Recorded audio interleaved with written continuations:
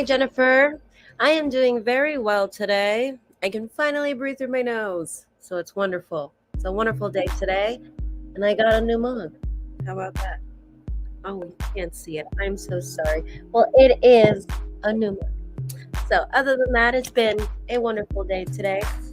How is your day today? Are you working today? Are you at break?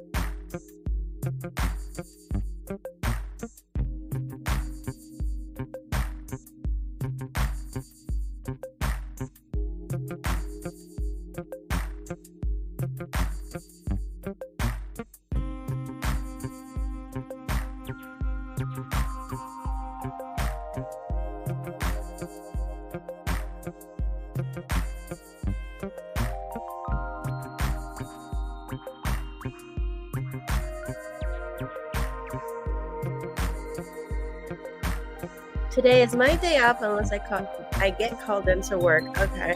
Yeah, I know how that feels. You know how that feels.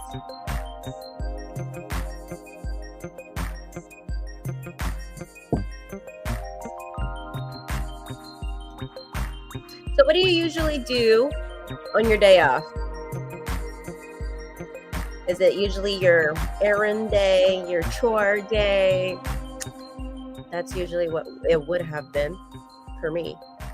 Only that since I work from home now, I can do that any day.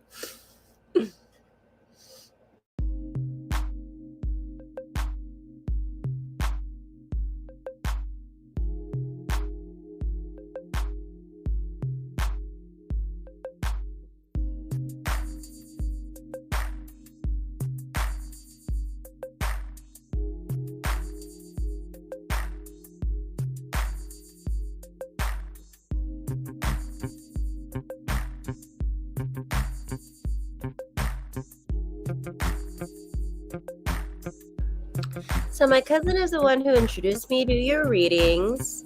He said you should support my friend. I said, okay, I'll watch your videos when she is live. You know, Capricorn, we are workaholics. Yes, of course. I know. My little sister's a Capricorn, so I definitely know. But that's the thing about being practical, right? That's the thing about being practical and being ruled by Earth. You know, you worry about the more practical things in life. The more practical things in life are the things that you focus on. So you guys focus on your home, you guys focus on your money, you know, whereas other zodiac signs, they don't focus so not to the extent to as an earth sign onto those things. You know, they focus on those things, or they make it a point to survive, but it's not, their life doesn't fully revolve around it like it does for an earth sign. Earth sign, it's all about practicality, what's real, what's tangible, staying grounded, down to earth, all of that. And work and home, that's basically the more tangible things in life, basically.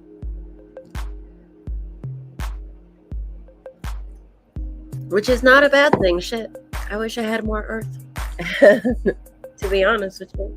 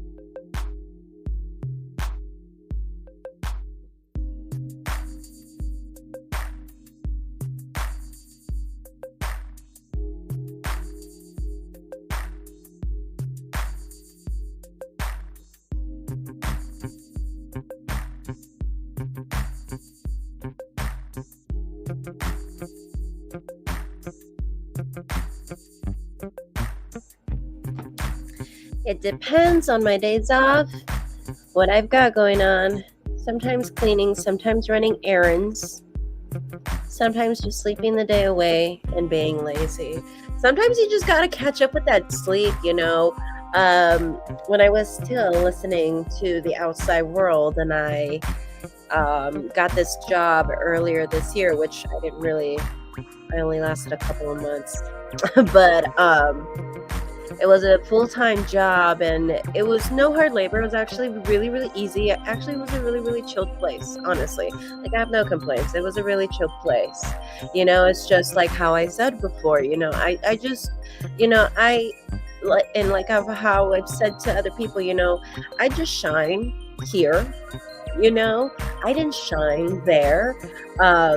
As a matter of fact, I didn't like waking up at 4 in the morning, Monday through Thursday. Even though I had 3 days off, it would just throw my whole live stream schedule off, and I just didn't have the energy, not even to live stream. Um, Thankfully, I only was there for 2 months, and that was earlier this year. And I think that taught me a big lesson about how where I shine is where I should be, for starters. And that kind of job wouldn't feel so much like a job. And when I'm here, I don't feel like I'm at a job. I'm here. I honestly feel like I'm here to help you guys. That's how it feels like. And yes, I get money. Of course, I got to pay my bills.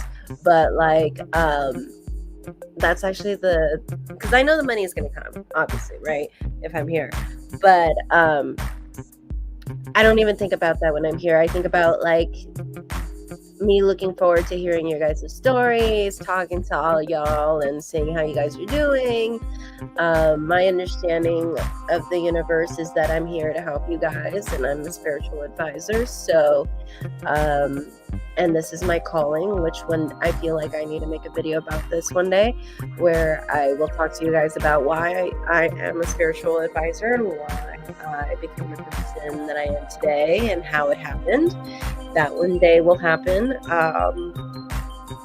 And which I think will give people a deeper understanding as to why I always come back to doing tarot readings, even though there are times where people in my life have come to my life trying to make me feel like I need to get a real job, and then I listen, whether it's someone I'm dating or family or whatever. And this last time, it was more.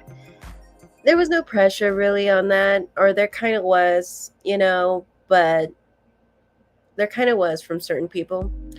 But then it was also because my cat got sick. So I was trying to help my cat out a little bit. But, you know, like if you shine, Jennifer, where you work, you feel like that's where you strive the most. Then again, I mean, when it comes to Capricorns, like you guys will do fine anywhere as long as you guys are making money. I'm the kind of person that I need purpose, though. Like I need purpose. Like I need to feel like this is what I'm meant to be on this planet here for. You know, if not, it just doesn't feel right. It doesn't connect with me. And I don't want to say that I don't put effort, but it's more like in the sense where it looks like I'm not giving effort. Like I've been in jobs where I'm trying my best, and for some reason, like I'm just my performance is just not satisfactory in one way or another. And for some reason, again, you know, at the age that I am, and you know, at the stage that I am in my life, I think I've just come to realize is that, you know, you need to be, everyone needs to be where they shine. And this is where I shine. And if people don't fucking like it, people think that being a YouTuber or a streamer is childish, I don't give a fuck anymore. You know, sometimes I feel like people look at that, you know, and they think, oh, you know, like that's just so childish. Like that girl needs to like grow up. But, you know, this is what the universe wanted me to do. And this is the only place that has brought me not only happiness, but it's also brought me satisfaction and contentment, because it makes me feel like I've not only paid my bills, but I've also made a difference, and it feels fulfilling. It's so interesting. As long as we have the stability and it's making money and have the money in the bank, then we as Capricorns do pretty good. Exactly. Yeah, and that's one thing about Capricorn I've noticed. Like I think to you guys, a job is a job, but for me, I feel like and that plays a part with being an earth sign. You guys can just be so grounded, and you guys can do anything, like exterminating houses and shit like that, or like, I don't know, you guys can do anything as long as it brings the money and it pays good too. You wouldn't even care. But me, I need to know that it fulfills a purpose, it fulfills my purpose, and it needs to feel like that was why I was here. It can't just pay the bills. And I've noticed, even for myself, because I'm a person that I can follow instructions, like, and I can do anything with following instructions. But in the working world, I just realized that just doesn't, that ideal of just following instructions and just going forward is just not, hasn't worked for me. And I think that's just has been a sign that this is where I need to be, time and time again. So I'm just not going to doubt it anymore. I don't want to say doubt it. It's not that I've ever doubted it before. I've never doubted in my ability to read tarot, or doubted that this channel stream thing was going to work in the first place. It worked since day one. I've never had to pay subscribers or pay for followers or anything like that. It's just all managed to work on its own. And that in itself tells me that this is where I need to be, because it works, and it works on its own. So I don't know.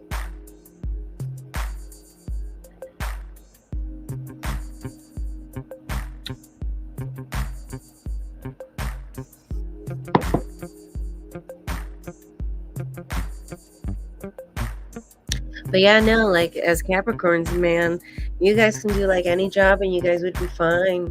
You guys would be fine. You guys would be like, purpose, like, I just need to pay my bills and go to sleep tonight, and that's all. Like, what's purpose? What's a purpose?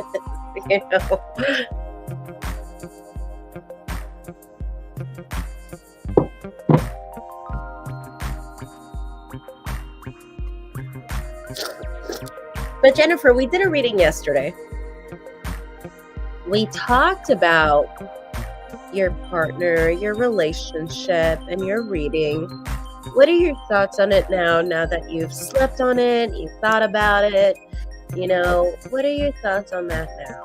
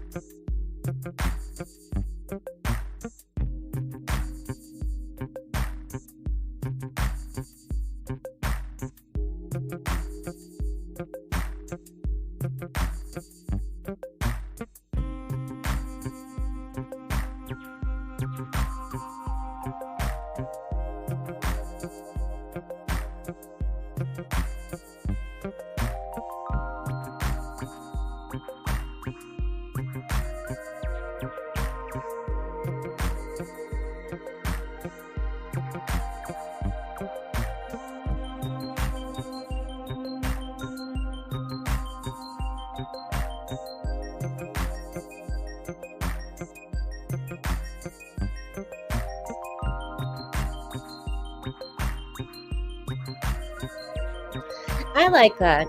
Work hard, play hard. A lot of people don't know how how to work hard and play hard. Some people either play too hard and that's all they do, or they just work hard and they just work and they continue to work hard and they burn themselves out. I learned from experience with that. When I started off with my YouTube channel, I was going to college and I was running my business on my own full time.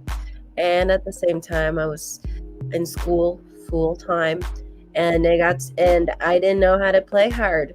I didn't have fun. I didn't go out. I lost a lot of dating opportunities with very successful men, engineers, lawyers, you fucking name it, And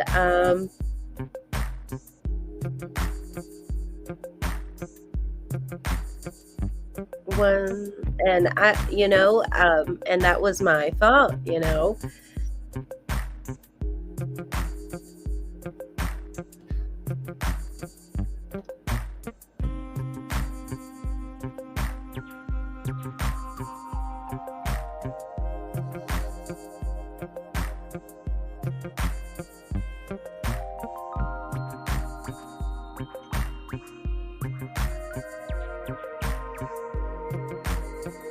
All right. Perfect. Now it's working.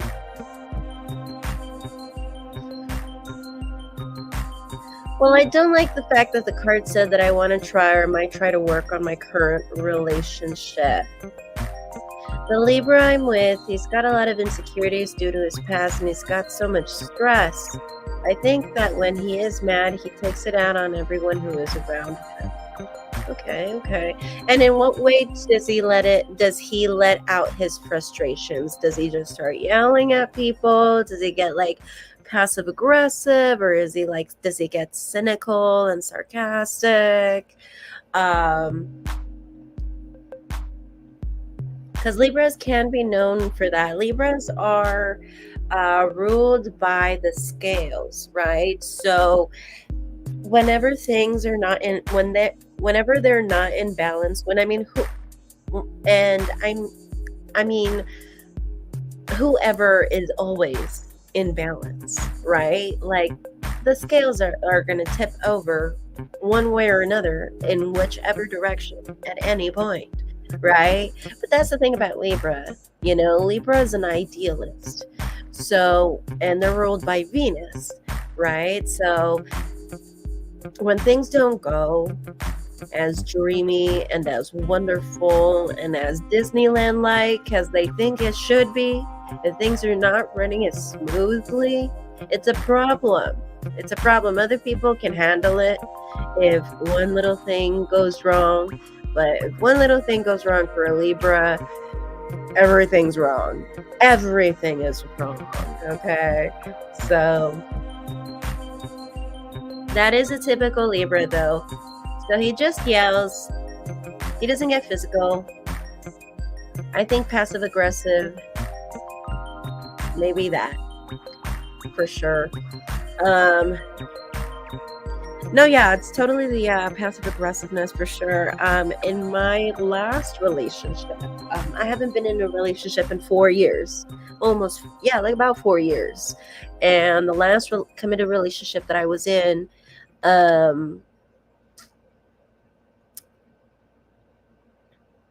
it was with a Libra as well. And I would say for him, well, he was never in balance.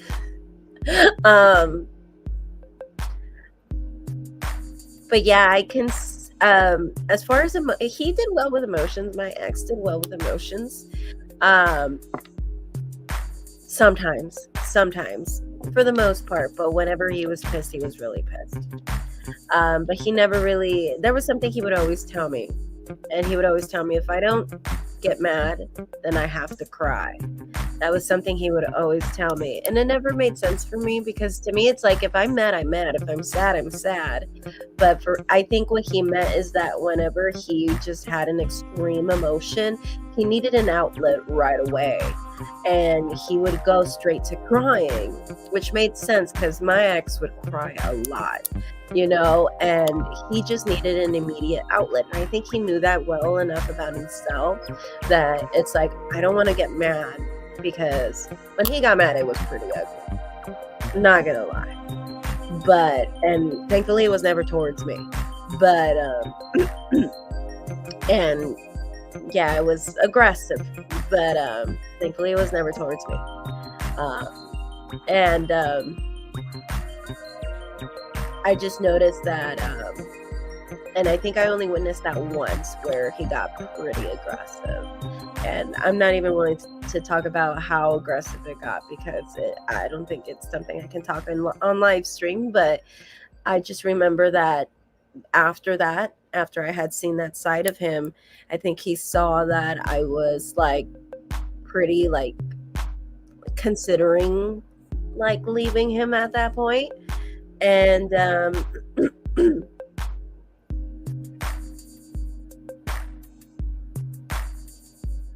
yeah, sadly, I know way too many Libras, and oh my god, they all act the same, don't they? They kind of do, huh? You don't have to cry to get mad.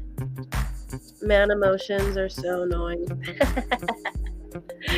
Well, I think for my ex in particular, like I said, he needed the outlet right away. So it was either he got mad and he just like, and then, he would let shit hit the fan, or he would just cry it out.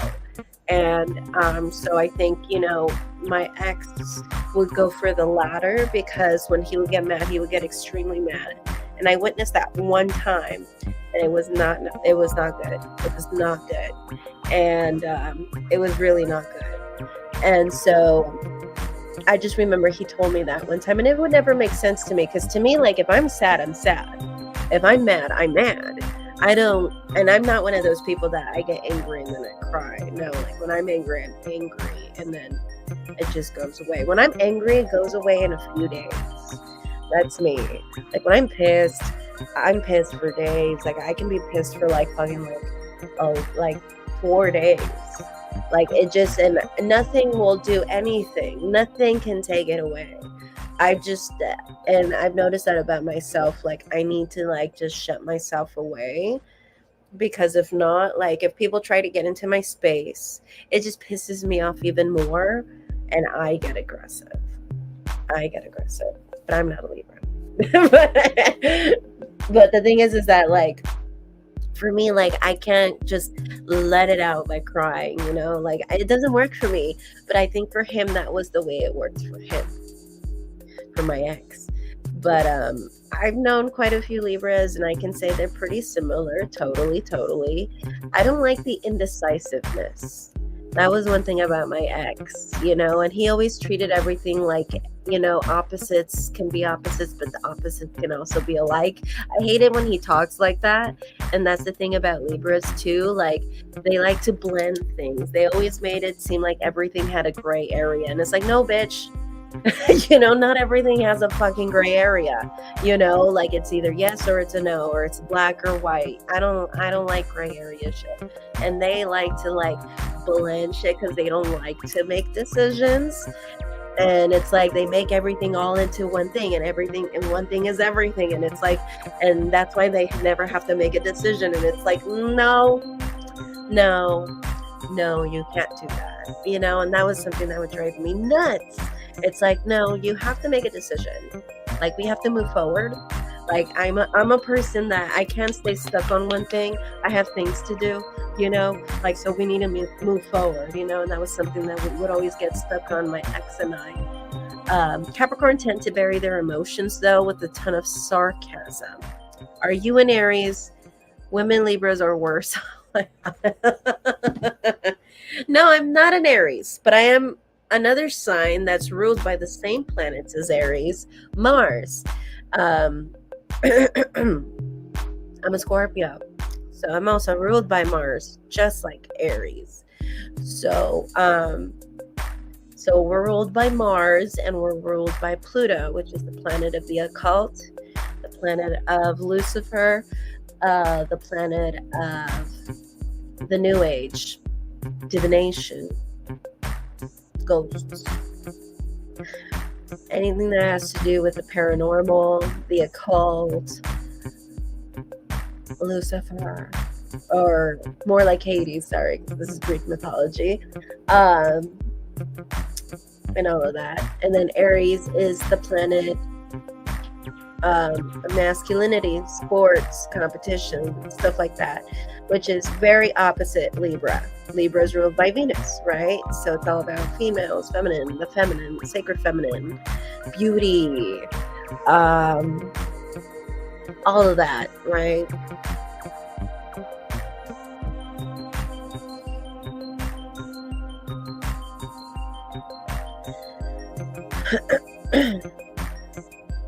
Capricorns also tend to do a ton of procrastination.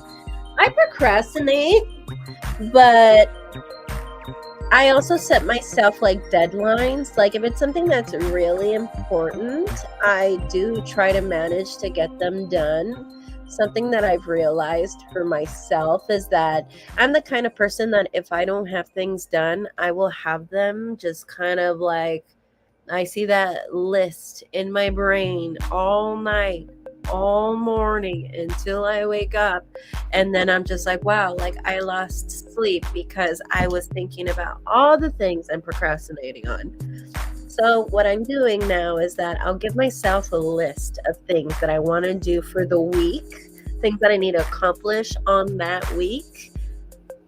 And then I focus on this half I'm going to do now. These I'm going to procrastinate on, right? And then that's what I do. So I still procrastinate still, but I try to manage myself in a way where I'm not burning myself out, because I burnt myself out running this channel and going to college a few years back.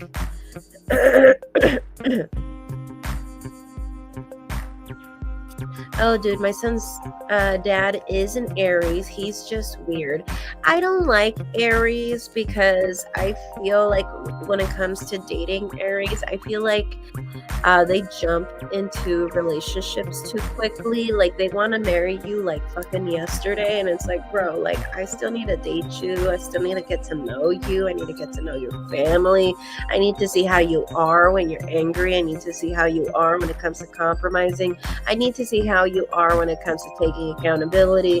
And you want to marry me since like yesterday. It's like, you know, that's one thing I don't like about Aries. They're very childish at heart, and sometimes it's a good thing and sometimes it's not a good thing. They're very impulsive. I don't like that about them. So they jump. It's like Libra, where Libra, they never make a decision about anything. You know, they're kind of like the opposite, where they're like so impulsive, it's impetuous, you know. And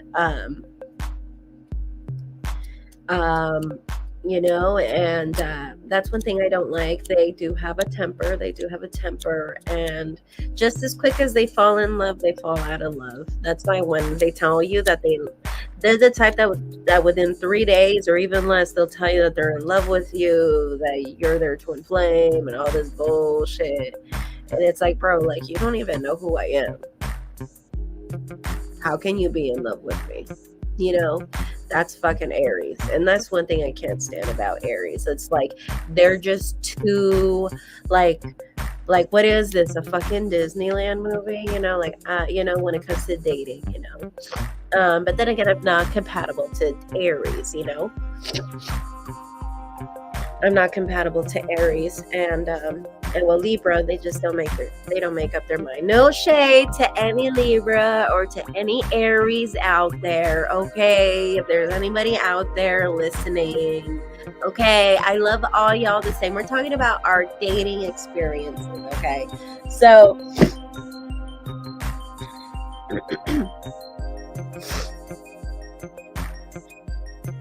you like Scorpio? Well, then again, Capricorn and Scorpio do tend to get along. They do.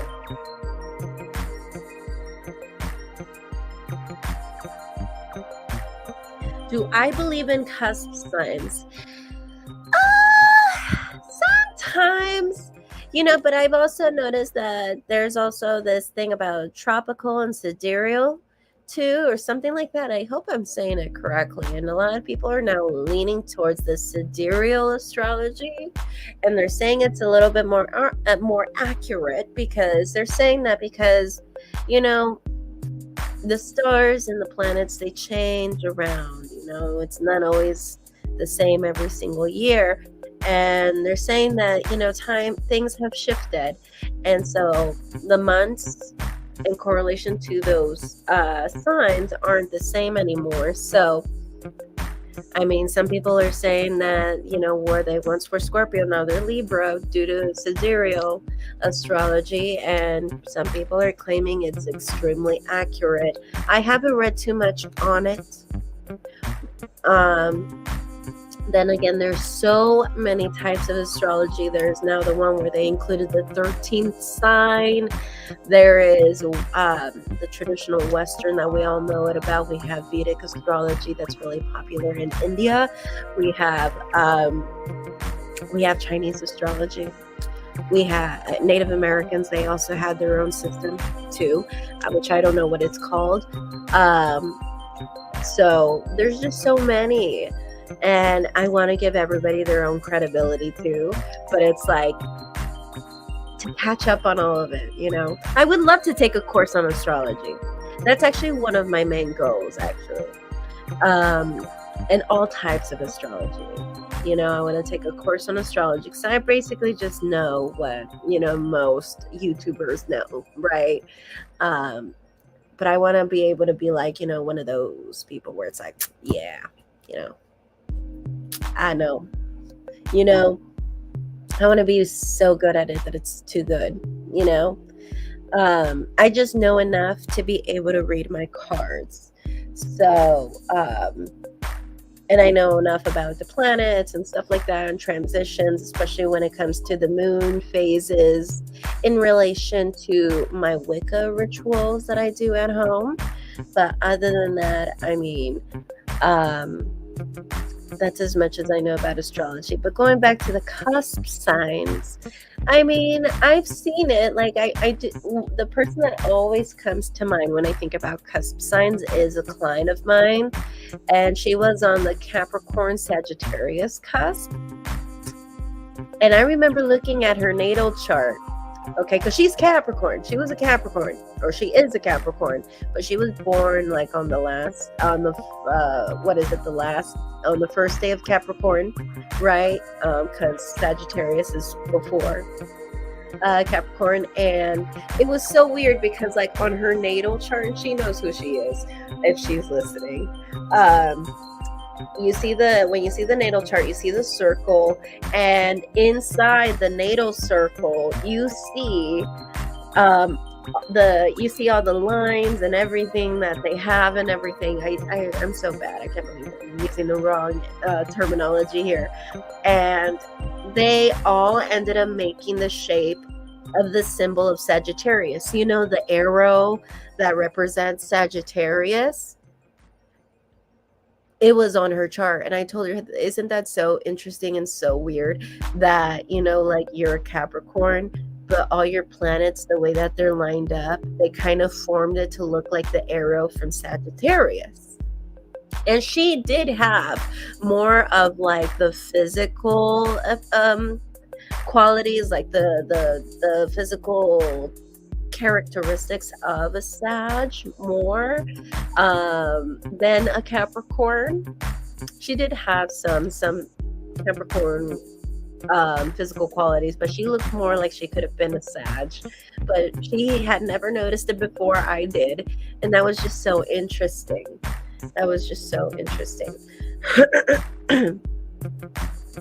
That's your sun, Sagittarius and Capricorn. Well, maybe you should check his natal chart. That will be interesting. So he was born on the first day of Capricorn. Oh, how cute. You guys are both Capricorn. That's wonderful. So,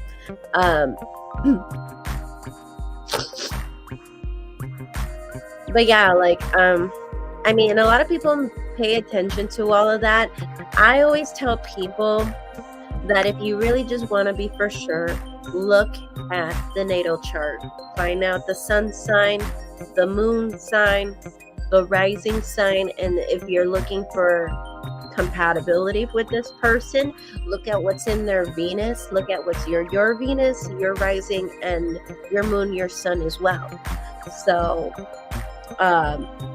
your best bet, I mean, because people always ask me that, what about cusp signs? What about, first degree Scorpio, second degree Scorpio, all that shit. And I'm just like, honestly, I think what just really matters, just looking at the chart. you know, but you need someone's time of birth, location of birth, and all of that. He says he's both Capricorn and Sagittarius. Of course. Why do you have to choose, right? I'm just kidding. It happens. It happens. Is there one he likes the most?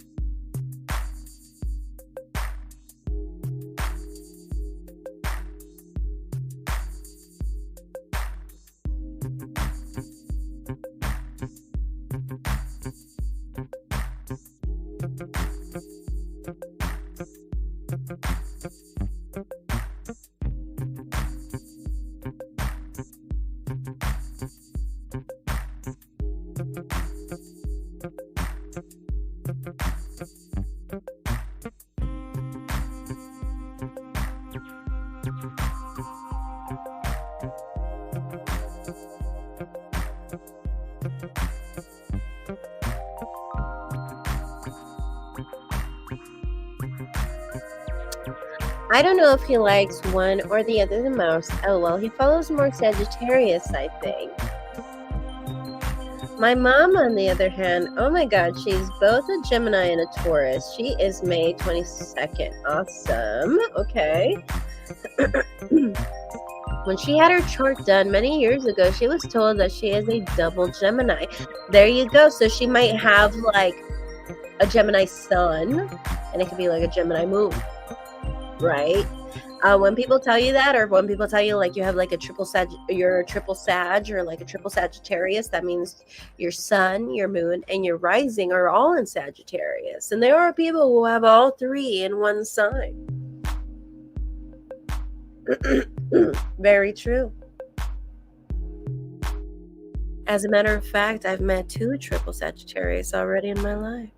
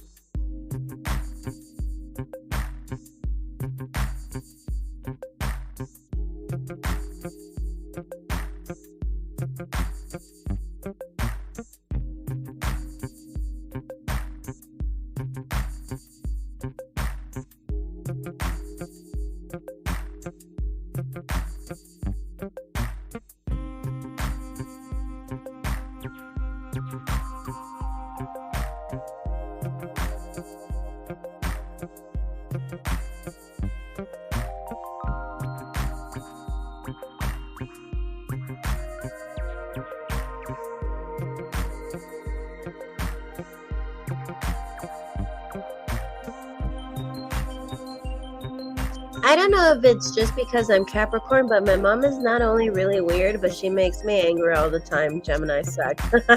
You know, I did do my mother's chart. My mom was a Leo sun. Now, Leos are a lot, okay?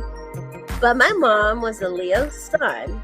And mind you, I've known a lot of people who grew up with Leo mothers, and they all tell me the same, that Leo moms are like literally like fucking like helicopter moms. Those are the epitome of helicopter moms. Like, my goodness, they had to micromanage, micro control everything. Like, you had to be the best fucking kid in everything. I had to do sports, I had to do music, I had to do a bunch of shit. And I mean, and Taylor, your cousin here that introduced me to you, he knows me. I'm a jack of all trades, man. I know a lot about a lot of things, and it's thanks to that freaking mom that turned me into a Renaissance woman, because like, that woman had me do all kinds of things since I was a kid. And she was just like, I want you to be one of those kids. And I'm just like, okay, sure, soccer mom, and that was just one thing that I could relate, because I just felt like my mom, like, I don't know, she was like a Leo on steroids. I felt like the Leo was just not enough. So when I started, I looked through her stuff, saw her birth certificate, and I found out she had a Gemini moon. And that made so much sense, because at that time I hadn't met a Gemini yet, but I had heard a lot about Geminis to know that Geminis were a special case too, so I kind of thought like, wow, my mom was a Leo on steroids. So, because she was a Leo, You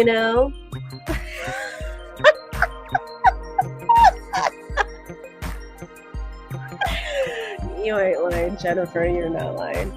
And that was actually where I was gonna go. Like, I love my mom. I love her, I really do. She's cool. People are going to unsubscribe to my channel because of all this talk. Okay, I'm going to delete this live stream. But like, yeah, like, I just remember, like, my mom was a special case, like, I love her to death, but man, yeah, Leos can be a little much, like, I think the longest I've ever dated a Leo was like a week. And that was because, like, I remember I was 18. This person was 27. And I just remembered that, like, just like for little things, this person would just flip the switch. Like, literally flip the switch for any little thing. Like, I remember this one time I was having a conversation, right, in person with a family member. I think I had gone out to go have dinner, or no, it was like early in the day. I think we just went to go have Starbucks or something. So I was out. I'm with with a family member, just one person, and we're having coffee, whatever it was. Honestly, it was a long time ago. Okay, it was 13 years ago, and I just remember this person called me twice, right? Didn't answer it because I figured, well, I'm about to leave anyway, like, she can wait, right? And I said she, yes, I did wait. And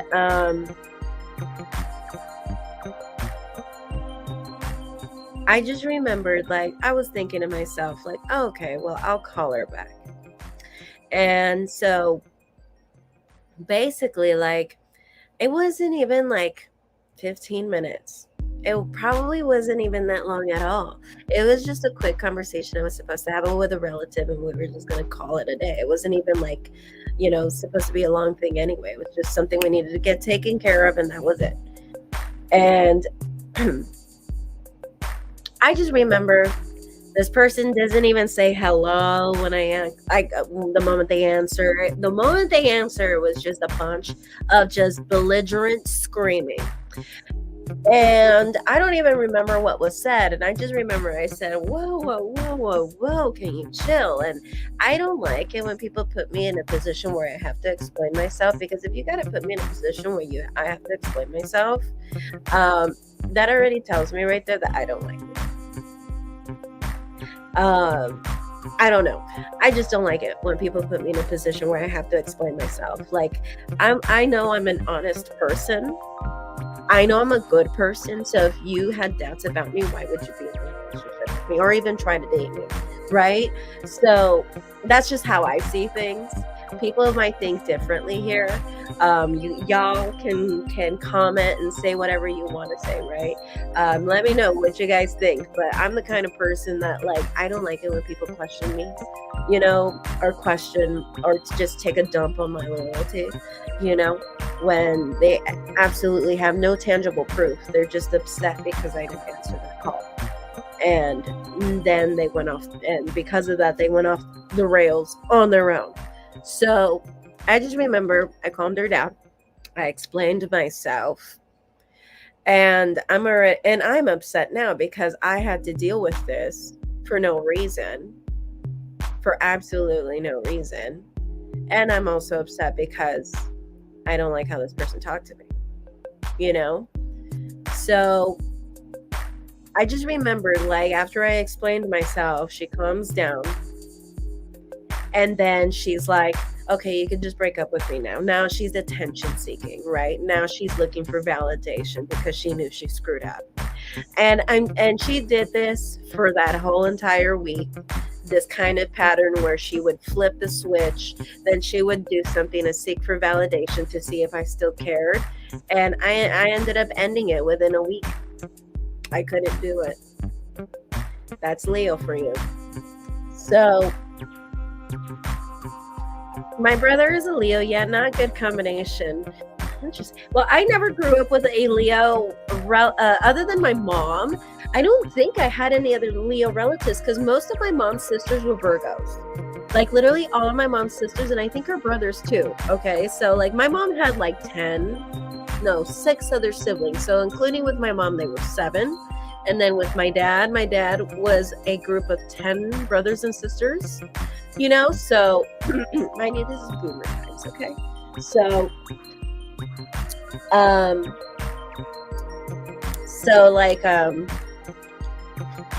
I don't have any other like cousins or anything that I can think of that are like Leo. I think my mom was the only one.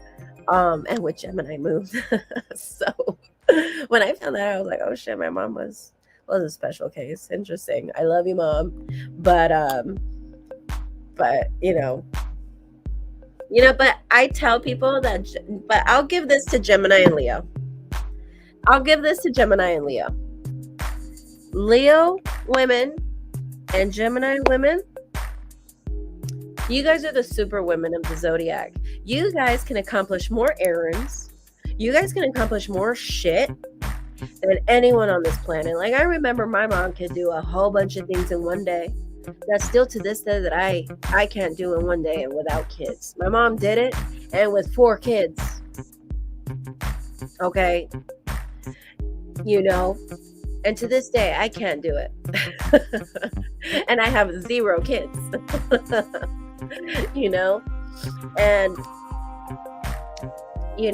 And I'm not really all that lazy or lethargic myself, and it's like, yeah, I have my days, especially this past week. Last week I didn't do a lot of live streaming because that was when I was coming down with the flu, and I didn't know what was going on. I was just feeling kind of weird.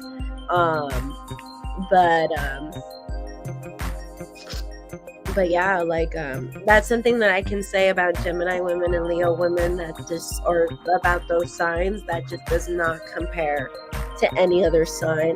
They can accomplish more shit, and I don't mean just like errands or stuff like that. I mean like goals, accomplishments, and it could even just be little things too, like travel goals or like personal goals. It doesn't have to be like career goals. I mean goals of all kinds. Leo and Gemini, no one will ever beat them with that. No one. They're like on steroids. Those 2 signs are like on steroids. And by the time that it's 8 o'clock, they're already on their 6th cup of coffee, and it's like, and that's how they are. I wish I was more like that. I don't know my time of birth, so I don't know if I have any Leo or Gemini in my chart or anything. I don't even know what I would have, period. I haven't even bothered to look much because, I mean, how would I know? If I don't know my time of birth. So they're just going to give me a probability of what my chart could look like. But unless I have my time of birth, and I try to like calculate it on a website, like it's gonna give me, a guess if I don't have my time of birth. So I need to figure out my time of birth. I have the short birth certificate. So how is it actually growing up with a Leo brother? Because from what I heard is that they're like super sweet to like their parents, and they're like super like, that's what I heard. And they're like super kind to their brothers and sisters. But I don't know.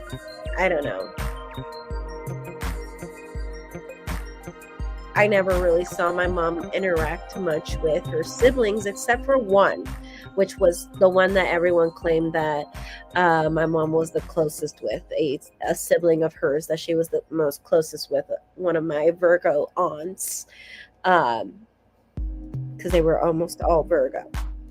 And that one was the pretty much the only one that she really like bonded like that. All the other ones, they were just like, yeah, whatever, they were just there. But there was this one sister of my mom that she was more like the closest to, and she was a Virgo. And people would call them twins. People would always call them twins, that they were twins, because they were always together. They acted like twins.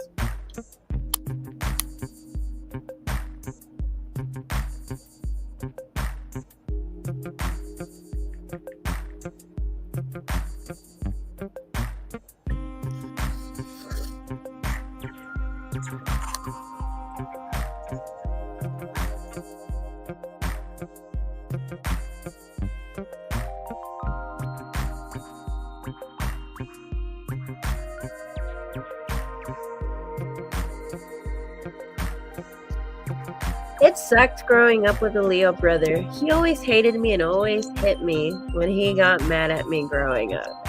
Okay. Well, how's your relationship with him now, if there is one?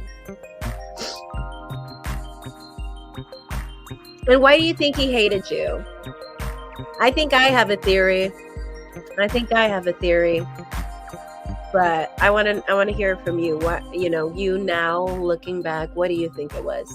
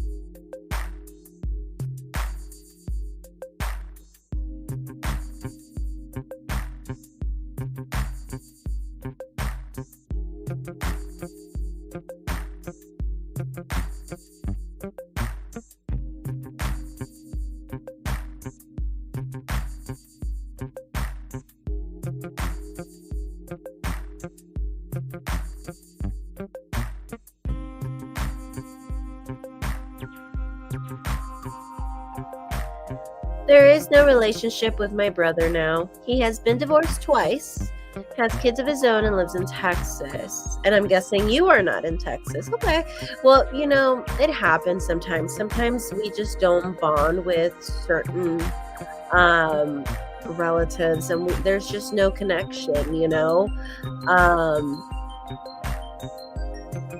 and sometimes there's just no reason to force it. Sometimes people can't see where they're wrong in certain things, and some people can take it and some people can't, Why do you think your brother was like that growing up? Why do you think your brother treated you that way? Do you think it was a sense of entitlement? Do you think it was because he expected to be the little one and then you came along? What do you think it was?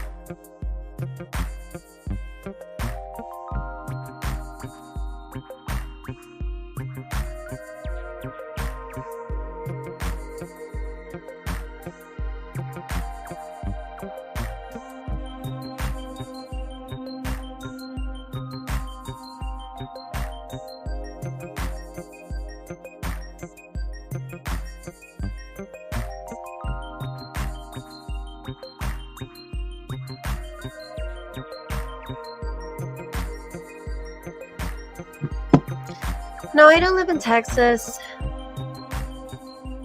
Him and I just don't get along. I don't know. It just could be that because he's a Leo and I'm the Capricorn. And we had and still have many differences. Okay.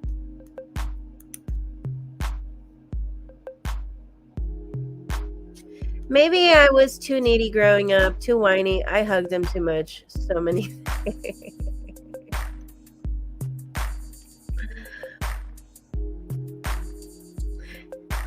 So you're saying you would look up to your brother when you were afraid and he found that frustrating? Is that what it was?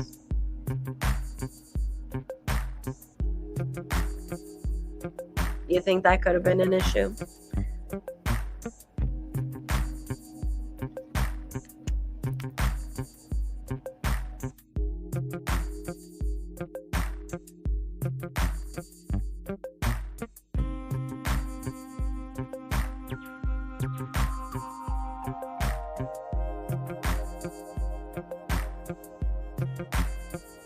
Oh, no worries, no worries. So you were basically too whiny. You bugged them too much. You know, something that I had to learn growing up was when people didn't want you around.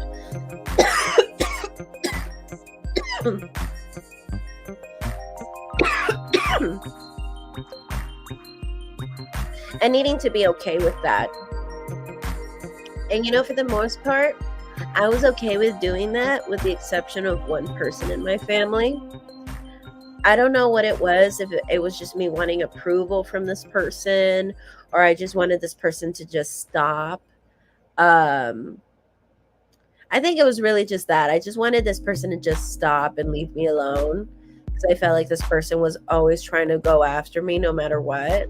But I feel like the more I grew up and I saw this person acting this way towards their own kids, towards other relatives in the family, I just began to realize that this person just is that way and is that way because they are not happy. Maybe your brother's just not happy, you know, because something that I realized from this relative was that, like, for instance, if there was something that, like, if I was talking about, if I can use an example, like if I'm talking about my hair. Let's just say I got a new balayage. I spent like $2,000 on my hair, and I went to go show it off to my family. This person will then guarantee you, I know this person, if she was there, she would be like, oh, okay, well, what are you going to do with the cavities on your teeth?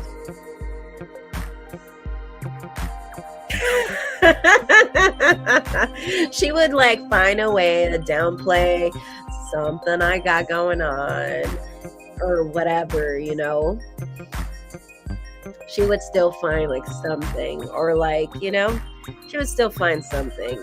And the more I just grew up and I just started and then, you know, working in mental health and, you know, just moving forward in life, and just growing up as an adult, being around envious people in the workplace, people who, you know, in relationships too. Like that was something that I've realized a lot in relationships. You can be in a relationship with someone and they can actually start becoming envious of you, you know. And I never thought that would ever be possible. Like, why would you be in a relationship with someone and then envy them for their accomplishments and for, you know, the things that they have done, you know? And mind you, like, remember, I'm a jack of all trades. So because of my mom, I did music, you know, growing up. I was in tennis, I was in track, I was in so many sports. You know, I played the violin growing up. So I'm a jack of all trades, but it was because my mom, I was just molded into being this little robot Mozart, you know. And growing up, and it's not that I didn't have a choice, but, you know, like, I did those things too because I was into that stuff. I've always been a creative, and, you know, my mom saw that I was a creative person and that I love to express myself. So she got me into that stuff. She got me into ballet. She got me into all this shit. And when I got into when I would get into relationships, you know, instead of my partners or my people being, you know, happy or kind of like proud that they had someone like that next to them, they would just envy me, you know. And it would always be like, to me, it would always just be odd, because to me it would be like, well, don't you want someone that's this cool next to you? Don't you want to, you know, like, people would, you know, die to date someone that worked this hard on themselves, you know, or that, you know, whatever. And but you learn a lot growing up. And I hate using the word envy, I really do, you know, but it's out there, it really is. And I really never understood the word, you know. I've always been really happy for the people around me. I've always been really happy for the people around me and their accomplishments. I just always felt like people never liked what I had to accomplish, or the fact that I still accomplish things. And envy is a big thing. And maybe that was a thing with you and your brother. Who knows? But that was something, at least for me, that I've realized with a particular person in my family. And I would notice that this person would not only treat me differently, but would go out of their way to make my life miserable. Go out of their way to make sure that I wouldn't accomplish my goals. If I can give you an example, like, shit, sometimes this person would come to my house, or I'm sorry, focus. This person would literally destroy my homework. Not only in high school, but in college too. Destroy my homework. I remember one time I was doing a sculpture because I was in AP art in high school. And this person destroyed a sculpture of mine. That's envy. That's jealousy. You know? And And for those who are listening and they're wondering, well, what could you have done to have provoked this person? Maybe you did something that you're not telling us. Absolutely nothing. I was in the middle of my work. That's what I was doing. I was always very focused on myself. I've never been the type to provoke. And for those who know about Scorpio, Scorpio is really not the type to go out of their way to provoke others. Scorpio has always been very self-serving and self-focused. Scorpio's never been the type to even care about what other people are doing. So, and that's through all across the board. And one big thing about Scorpio is purpose. So,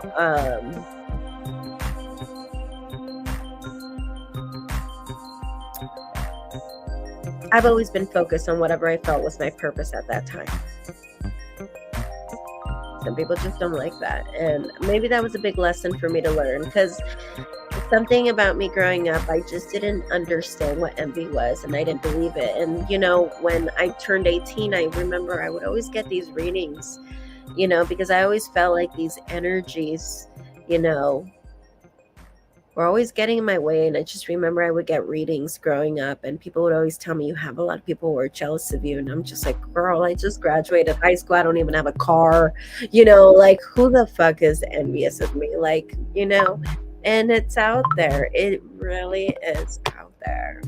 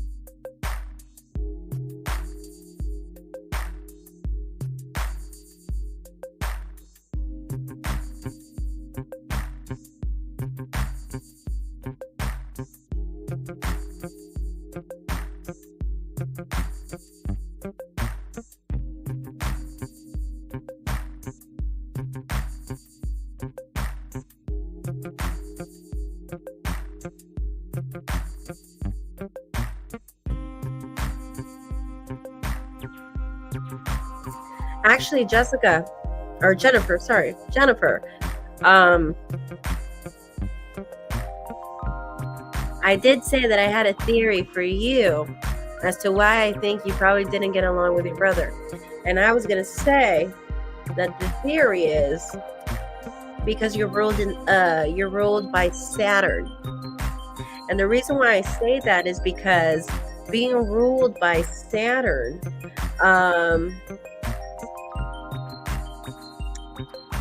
now, I don't know if you knew this, but being ruled by Saturn is the planet of life lessons. So, Jennifer, do you think there was a life lesson with your brother there? Maybe there was something there that you needed to learn with your brother? Because the thing about Capricorn is that there is a life lesson in everything. There's karma in every fucking direction there is that you guys turn into. So because that's just your life. Your life is just built with karma and life lessons. So you think maybe there was maybe some karma that needed to be paid there, or maybe could you think of any lessons that maybe the universe was trying to teach you there? Because you being ruled by Saturn, that would have to be the case. And I forgot to mention that. Yes, that whole karma thing sucks so bad. Okay, so you knew about this. Okay, so you know about this, about your sign. So do you think, so if, I mean, you know, if we can just focus on, you know, your karma with your brother, what do you think that could be like? You know, and obviously there would be karma for him too, but what do you think that was teaching you? Looking back, and there could be multiple. It doesn't have to be like one main thing. Sometimes people think that there's a like one thing, or it has to only be one thing. No, it can be like fucking like 20 different lessons in one, you know, with one person. So what do you think they could be, or it could be?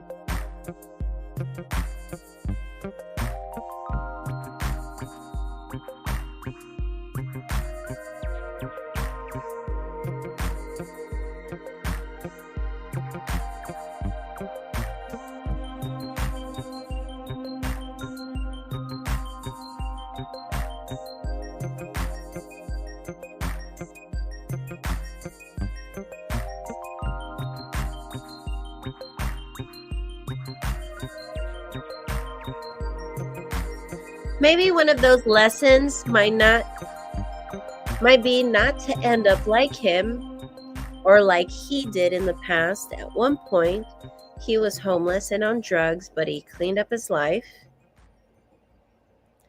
But maybe that was some of those lessons. Okay, so you think your karma with him was for you to see him as an example, as basically, don't be like him. Okay. What about your relationship with him? The fact that you don't have a relationship with him now, is there a lesson in that? How about that?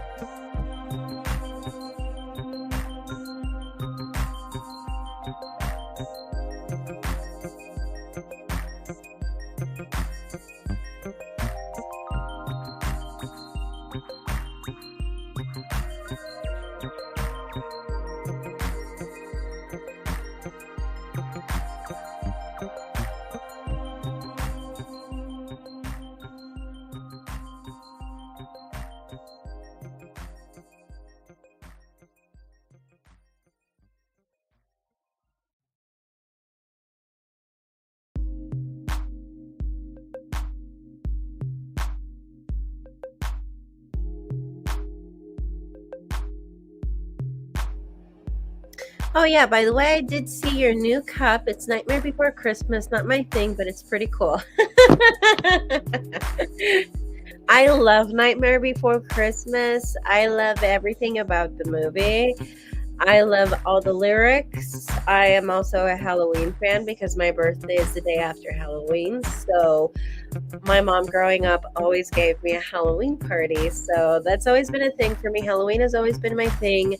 I've always celebrated my birthday on Halloween. That's just how I celebrate my birthday, by wearing a costume.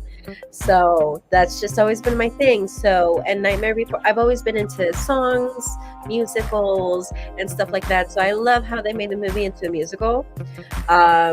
I'm a big musical fan. So to me, I see The Nightmare Before Christmas as a musical. So it really is, actually. And so I really love it. A musical about Halloween. Two things I love the most. So I love it, you know? And what I like is that this is like Christmas a little bit, because growing up, and it's funny because growing up I hated Christmas because of Nightmare Before Christmas. I'd be like, no, Halloween all the way, fuck Christmas. You know, so I was that kind of kid, you know, thanks to Nightmare Before Christmas for sure.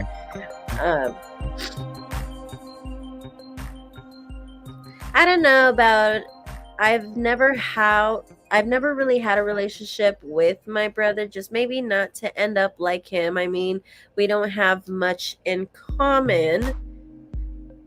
My thing is more Legend of Zelda. I'm a major Legend of Zelda fan. Love all the things about it. LOL. You know, I never really got into Legend of Zelda. You know, I know enough about it because I played video games growing up.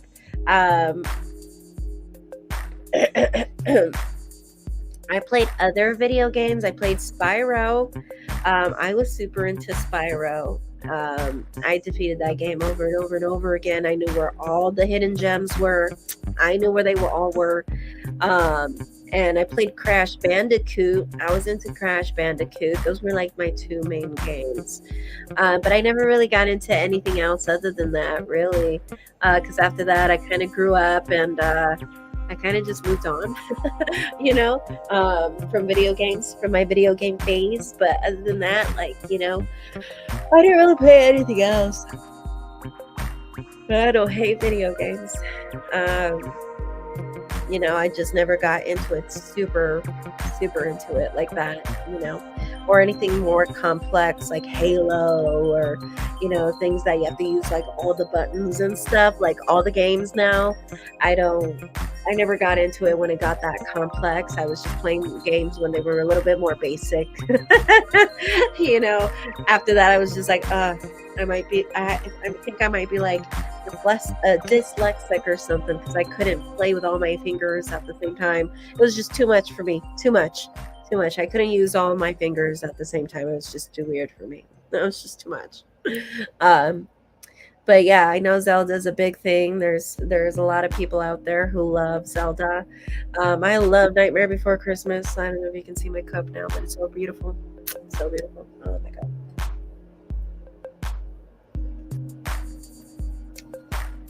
But yeah. So I see. So it's more of a thing where, you know, don't end up like him. Interesting.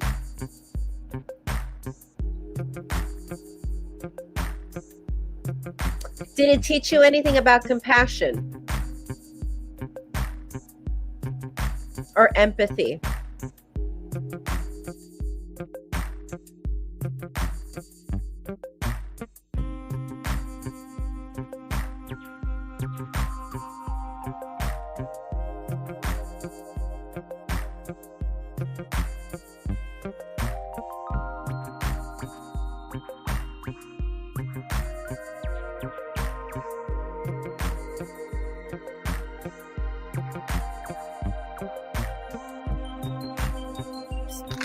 By the way, guys, not sponsored, by the way, but like, did you know Recess made vegan chocolate?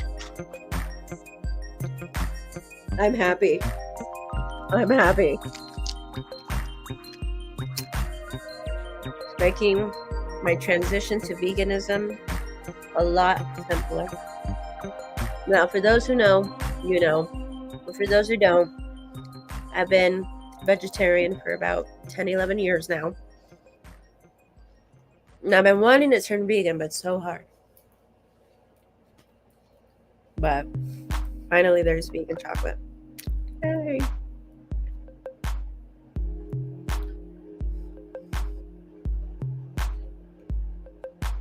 The Reese's looks good.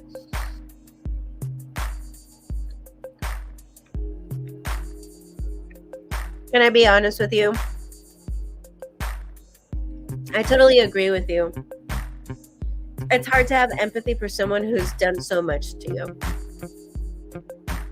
You know?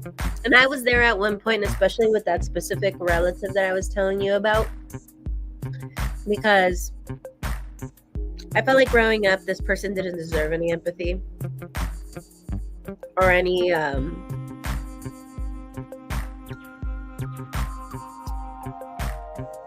compassion of mine, because I felt like they had that, because they had the compassion and the empathy of others, they were enabled to become the person that they were. You know, so I felt like because others had compassion and had empathy for this person, that was the very reason why this person became the person that they did, and why that person was a certain way towards me, because they just felt like they could. But then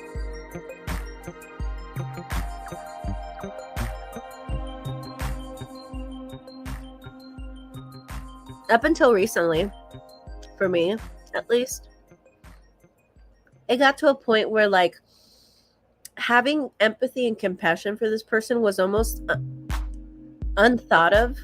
It was effortless and in a way inevitable, because I just kept seeing this person go downhill. And now this person never went homeless, but I know this person suffered a lot, right? And I'm not going to put details here as to how. And to this day, this person hasn't picked themselves up. From how I remembered them back then, when they were in their early 20s and everything, does not compare to how they are now. They don't even have the confidence that they once had. They don't, you know, you can even see it in their face that life has totally been a piece of shit for them. And it got to a point where like, it was like, wow, like my sense of compassion and empathy for this person was almost inevitable, you know, because I even thought to myself, even if this was like a stranger and they had gone through all of this, I would feel bad too. And it's not that I wanted to have compassion. Believe me, I didn't, because I firmly believe this person did not deserve it. You know, for many years I felt that way. And it wasn't until recently that I was like, man, like, and I don't think that life was unfair to them. Honestly, I think they made their bed, and it's one of those situations where they laid their bed and now they have to lie on it. And because they're lying on it, on this bed that they made for themselves, and they're still on the same bed, and the fact that they're not making any effort at all to make themselves better, and instead they're becoming a parasite to the family.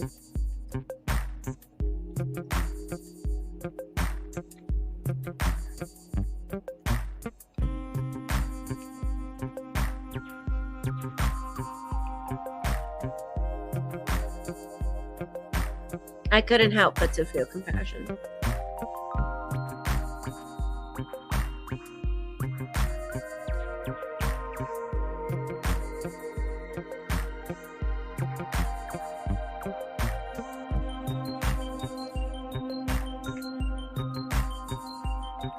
And to this very day, this person still tries to put me down. Maybe it worked at one point, because at one point she had a lot,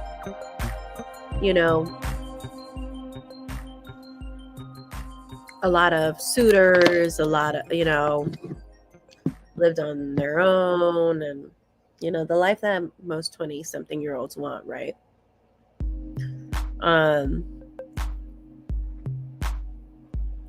But then when you grow up and you have the opportunity to show yourself and you became more, and then realizing that this person, with one little situation, they just went downhill and they never picked themselves up. And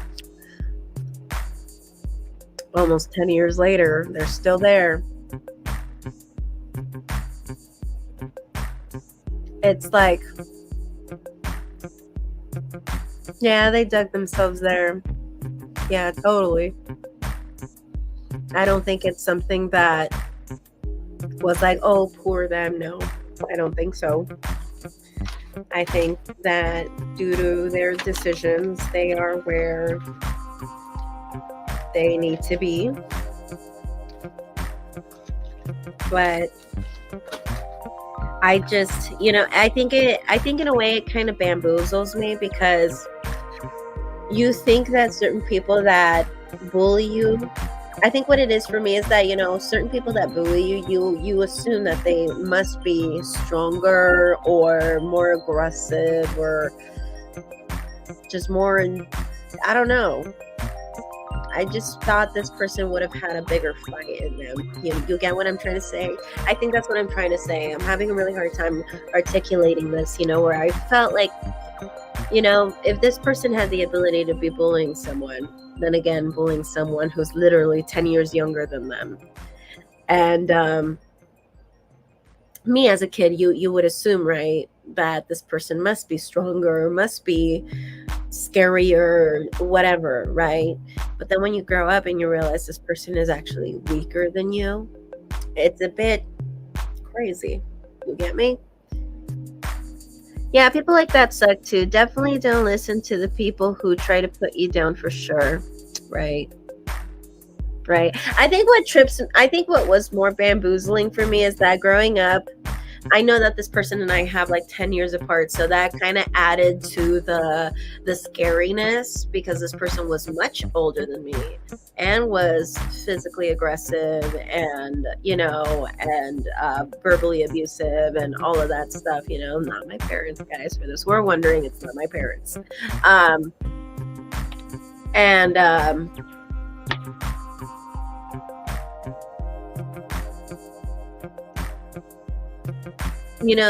As a kid, you don't know, but like you think that if someone's bullying you, they must be stronger or scarier or blah, blah, blah. But then when you grow up and you see how this person just really aren't that scary, they really aren't that much stronger. If anything, you were much stronger. I think that was the more bamboozling part for me, I think. I don't know how to explain it. Did you realize that for yourself? Maybe like growing up, maybe you just felt like your brother was maybe better than you, or just more intelligent, or I don't know, or maybe because your brother treated you a certain way, maybe you felt less in a certain way. And then when you grew up, you saw that, your brother was not better than you, or smarter than you, or stronger than you, or...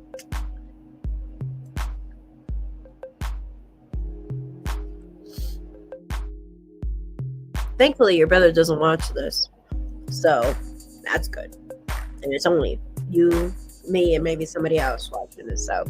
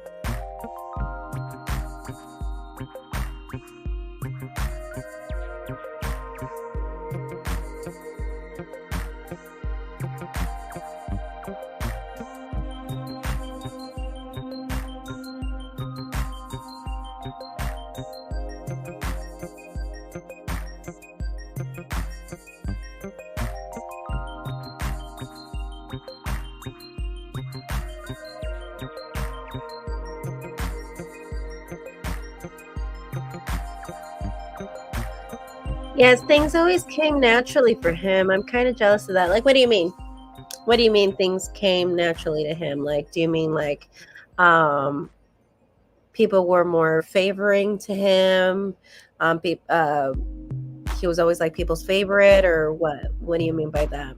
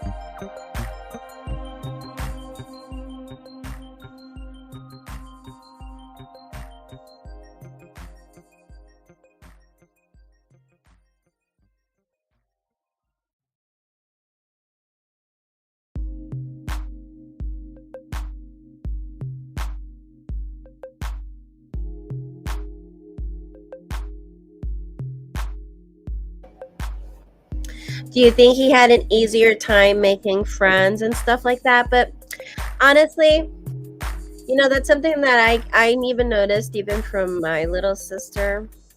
She had a hard time making friends too, but I think that's part of being ruled by Saturn. But I can see how, like, having a Leo brother, and Leo's like, they can attract friends like nothing. And I wouldn't doubt it if your brother was a jock, so, um, or if he hung out with the cool kids, if you know what I mean. And things like that.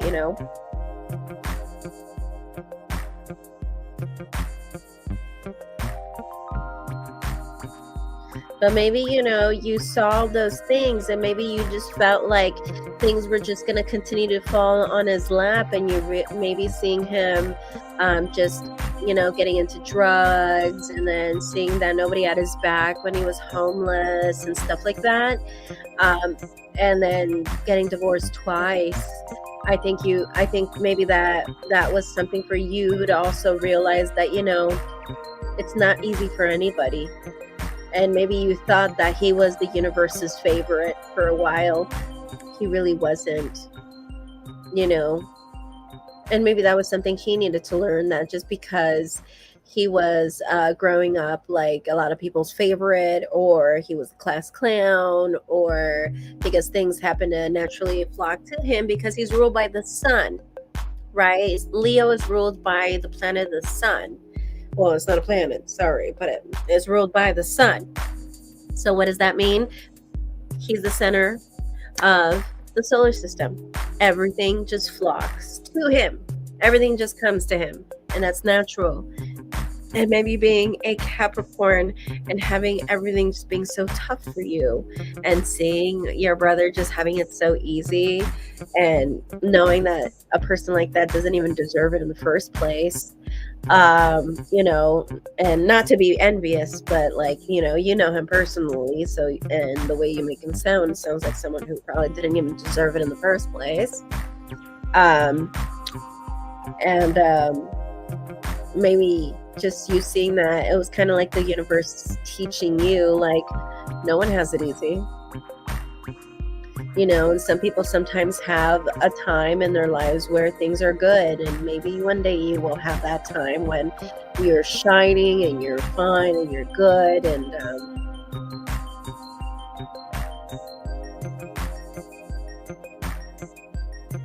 it's all good.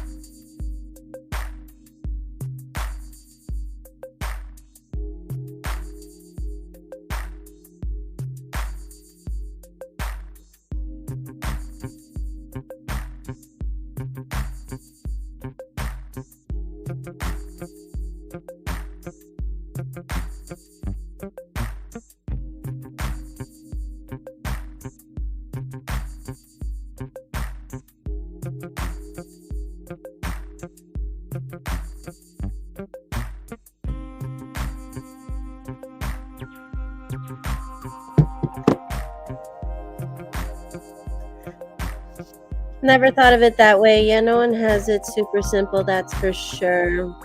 And maybe that's what life was trying to teach you. Maybe it showed that, he went through a really tough time, went through 2 divorces. I can only imagine going through 2 divorces, then going homeless and with an addiction and all of that stuff. So maybe that was the universe kind of just teaching everyone, not just you, not just him, but like everyone in that, whoever was involved, that no one here has it easy. Everyone here pays consequences. Interesting.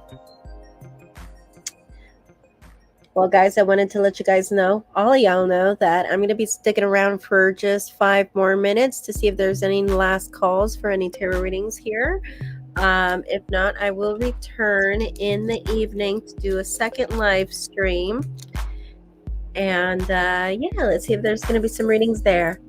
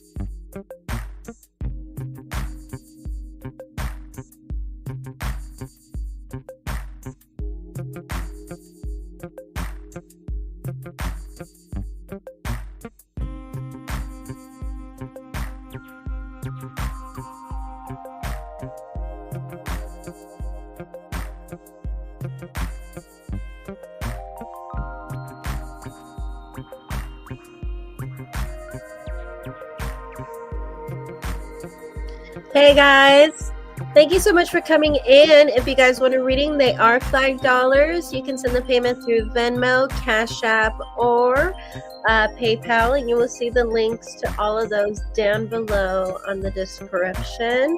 So just go down below, click the link for whichever one you want to pay through, and just send the $5 my way. I have my phone right here, so I will be able to see when you guys send your payment.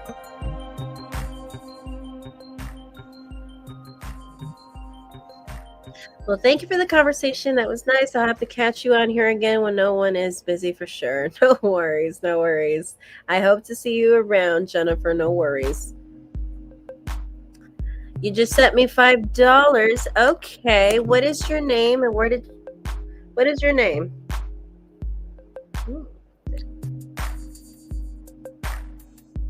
Oh, I see it. Okay. I got it. Perfect. Thank you. I got it.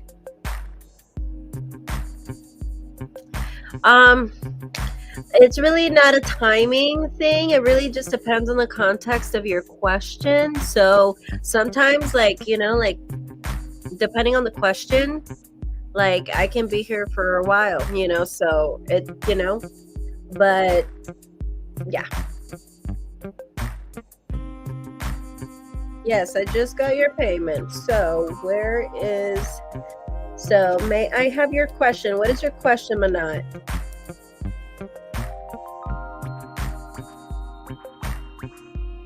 Hi, thank you so much for subscribing. If you want to ask a question, they are $5. You do have to send a $5 donation per question. All right. So for those who did send the payment already, Manat, you sent your payment already. Go ahead and submit your question in the comments, please.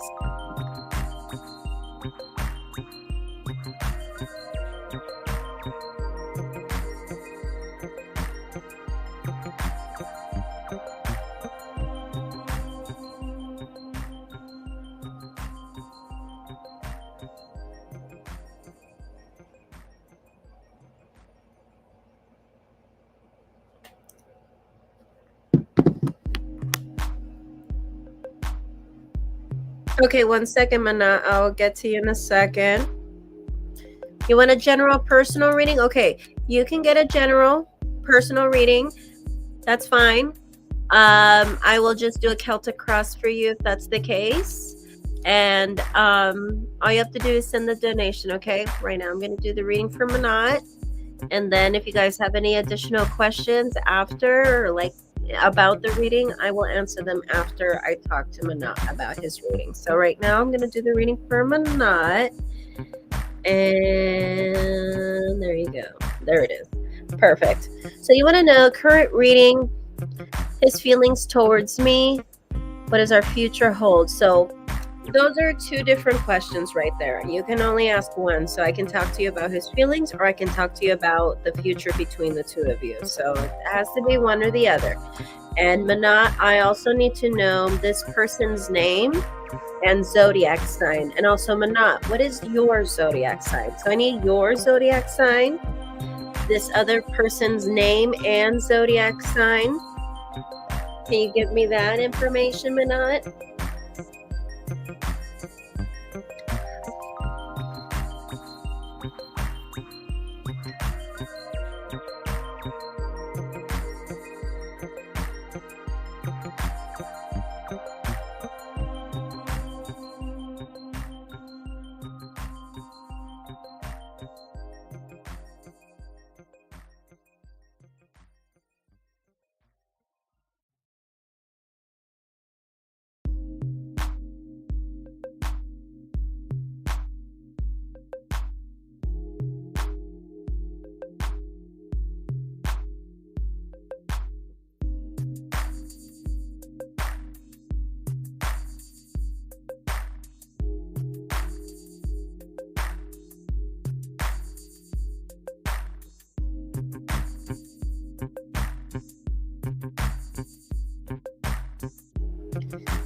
My goodness. I put myself on mute and I didn't even notice. So, Crystal Camp, my information is down below. Check on the description. You'll have the link to my PayPal, my Cash App, and my Venmo.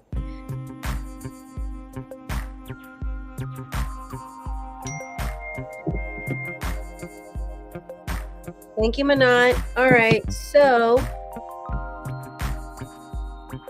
you are a Pisces. He is a Libra. What is his name? What is his name?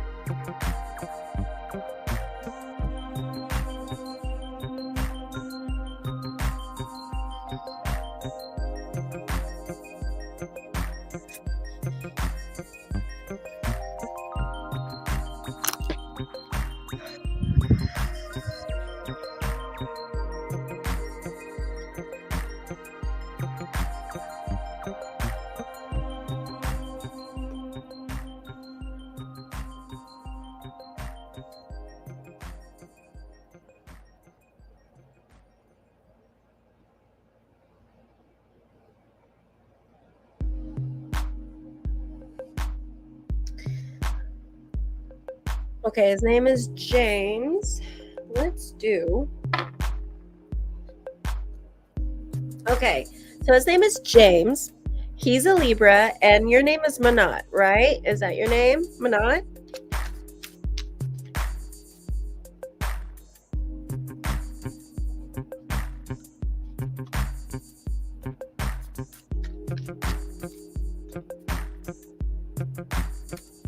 By the way, I'm going to be using the Witch's Tarot by Ellen Dugan, so I hope you enjoy the images and also the messages that they have for you today.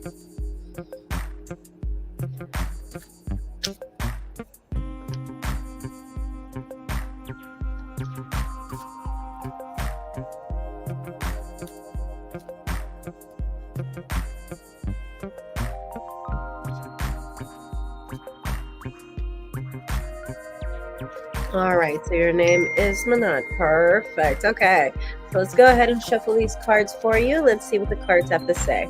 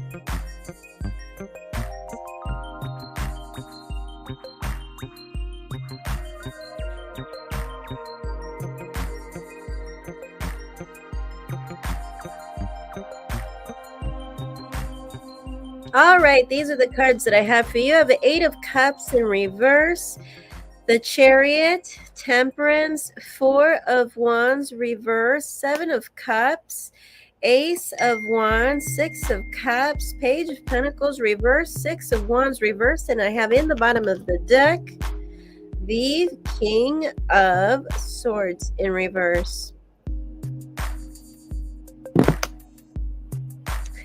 Manat, did you guys just have a breakup, or was there a separation, or some distance in communication, or did he just come back? And if this hasn't happened between you two already, then what I'm seeing happening is that I see there might something happen where it might shake things up a bit. You guys might lose communication, and then I see this person coming back. Okay, you guys are in the talking stage, so you guys are just starting. Okay. Then let me see if this is somebody else coming back, because it is Mercury retrograde. So it could be a thing where if you guys are just starting, like I said, this could be a thing where you guys can get into an argument, lose communication, and then talk again. That is very common for Mercury retrograde. Or you might have an ex come back, or he might have an ex come back into his life during this time. Okay, like we are communicating, but something did happen and just a bit distant. Okay, so he's just a bit distant. So, and it's been 3 months. Okay, so you guys have been, okay, so you guys are just starting. It's only been 3 months. Okay, what happened though? Was there like a little argument, or kind of like a little tense moment, like a little kind of like where kind of things got a little awkward? What happened? Because from what I'm seeing is that something happened. Okay, like what?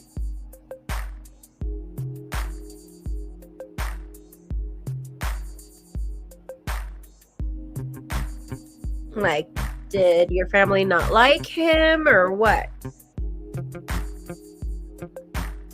I'm Indian and he's black, and my family would never agree for him. Oh, okay, so it's a racial thing. Okay. Okay, so, okay, I see. And he knows about this, right? He knows about this. So he knows I have pressure. Okay, so he knows. Okay. And I just cut him off a bit too much when he was giving me advice. Okay. So did this conversation happen recently, where he was trying to give you advice and you were cutting him off and stuff like that?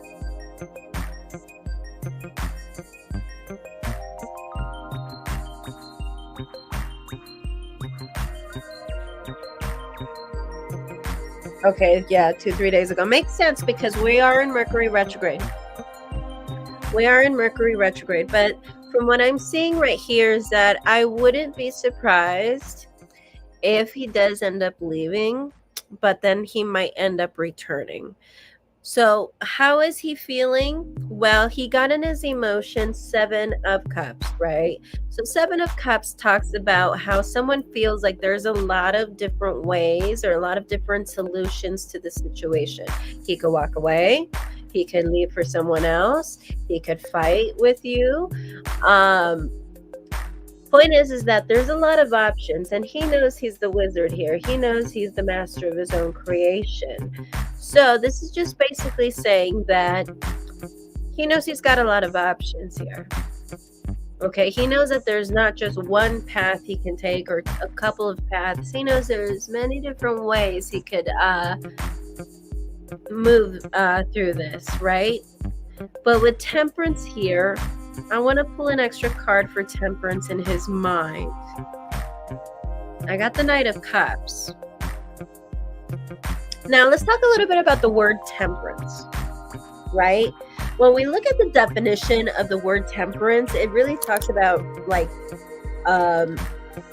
almost kind of like staying away from alcohol, right? That's what temperance is, right? When we look at the definition, I'm Googling the definition right now. Temperance is defined as moderation, self-restraint, especially in one's actions, thoughts, or feelings. It's the practice of controlling one's impulses or emotions to make better choices and to make goals. So he's got the card of Temperance in his mind. So this is about moderation, self-restraint, through one's emotions, thoughts, feelings. Maybe he knows that he himself is the type of person that would jump to things. And then being Libra, he's telling himself, calm down.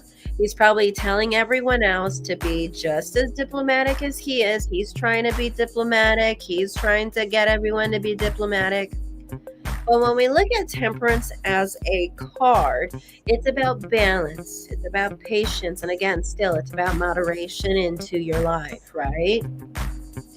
So this is representing his thoughts. So this is his thoughts. He's telling himself he's restraining himself. So if he's already like telling, if you keep this up, and if your family keeps it up, he's about to end things. So he knows that about himself. He is quick to end things. And maybe he's telling himself to calm the fuck down. Okay? And I pulled an extra card for that Temperance to kind of give me a little bit more, and I got the Knight of Cups, the Knight in shining armor. So he's telling himself to take a different approach, maybe to take a softer approach rather than just being cold and just cutting you off like an air sign, right? Showing you that how an air sign would be like. Air signs are Gemini, Aquarius, Libra, right? So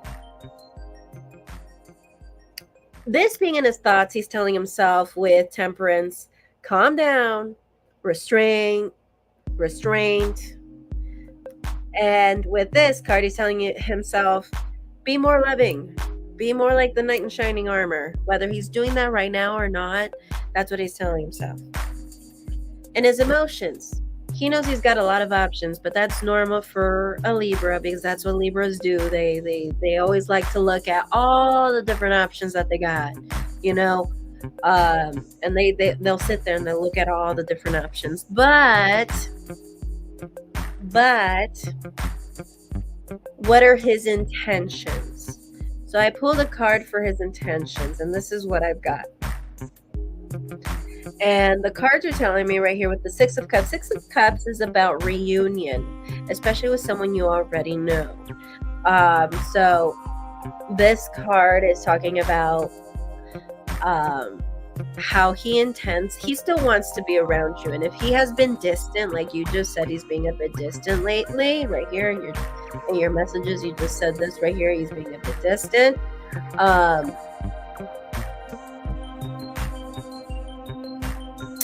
This is basically telling me he intends on seeing you again. It doesn't talk about whether he's going to push through, if he's going to fight the good fight with you. It doesn't say any of that. It's saying that for now, he's not ready to let you go. He still very much wants to see you. As a matter of fact, he misses you. So if he hasn't spent any time, maybe 2 or 3 days, like you said, this happened 2 or 3 days. I don't know if it's been since then that you haven't seen him or whatever, but regardless of how long it's been, he misses you right now, it seems, and he wants to spend time with you. So he intends on spending time with you. How does he feel? He feels confused, and he feels like he's got a lot of options in this situation. What is he thinking right now? He's thinking that he needs to restrain himself and not make a rash decision. He's telling himself to stay balanced, which is normal because he's a Libra and he's got Temperance. But as far as his exterior, though, it scares you because his exterior, he's giving off this persona. I haven't seen him for a week now. I am in another state visiting my family.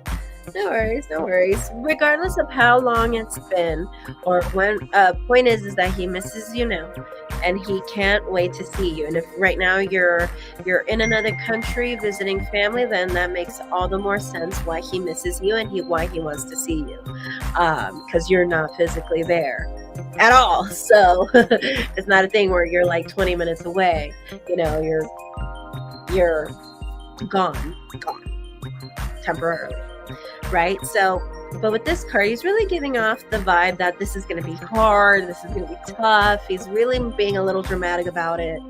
I'm really seeing that. We both are long distance. We live 2 hours away from each other. That's not bad. 2 hours is nothing. I know people who like are dating and they're like on like another country and stuff. So yeah. Alrighty. So let's go ahead and go to the second question. So that's basically from what I saw.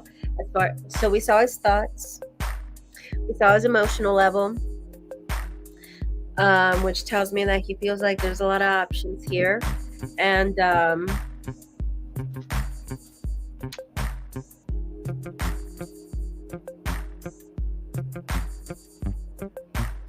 I'm just super anxious. I don't know if you can sense my energy. You're a Pisces, right? Yeah, he can sense your energy for sure. Well, then again, as a Pisces, I mean, You're a water sign, so you would be like, you know, a water sign.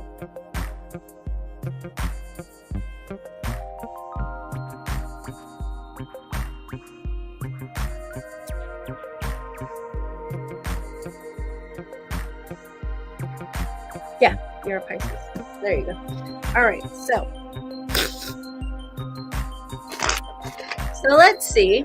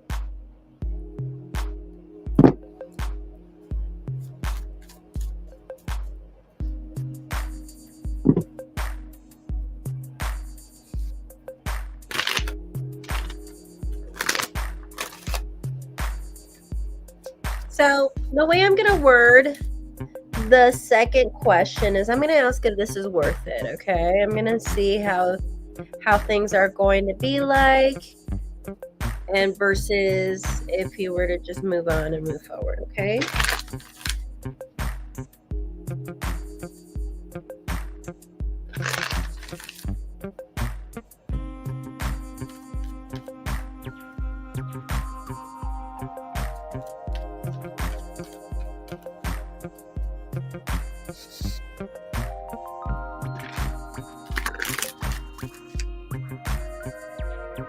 All right, let's see.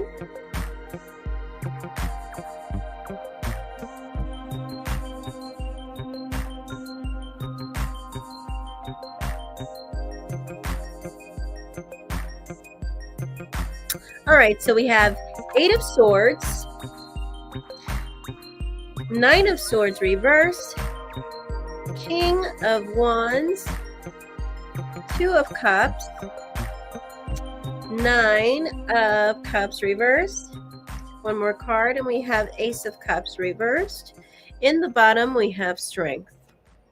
Okay, so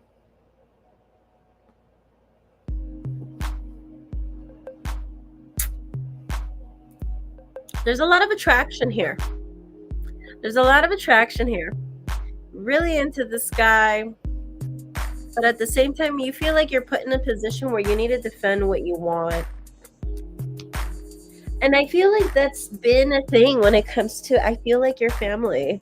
Like you always have to advocate for yourself, and you always have to advocate for what you want.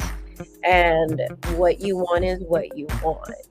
And it seems like that has just been a constant struggle for you, to always having to advocate for what you want. And it's almost like this feeling of like, why do I have to fight for what I want? Why can't people just accept the fact that this is what I want? And why do I always have to fight about it?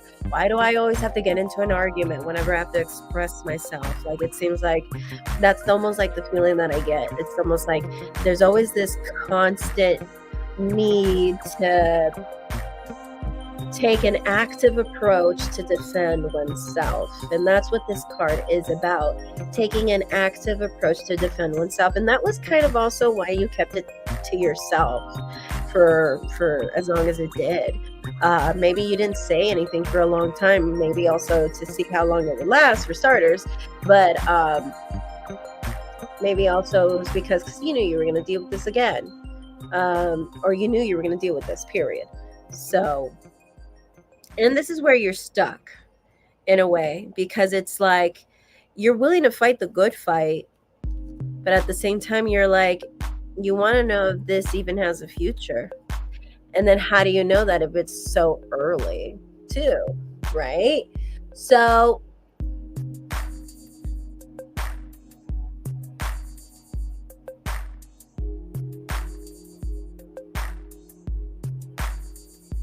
it is telling me here that if you move forward with James, Libra, he is someone that knows what he wants.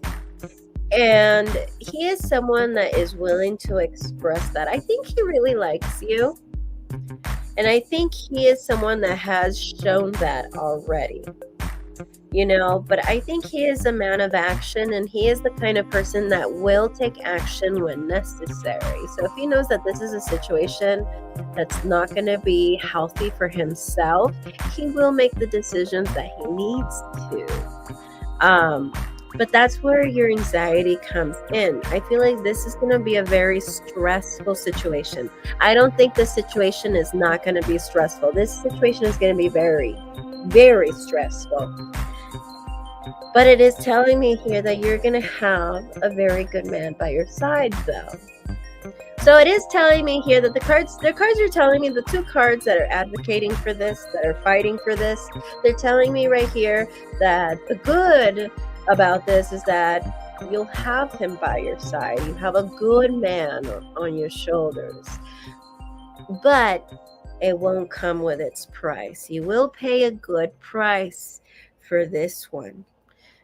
But you have a good man. It's not like you're going to be it's not like you're not going to be suffering consequences for all the wrong reasons. This is a good person you have right in front of you. But if you do decide to leave, you will meet someone else. You will meet someone else.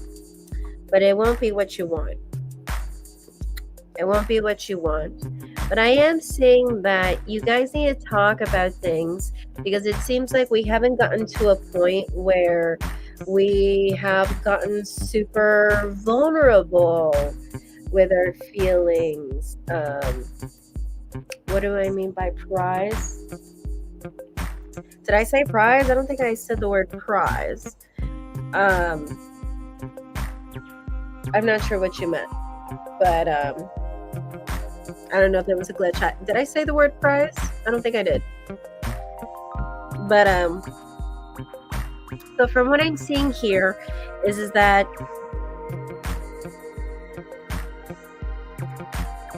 you have a good guy.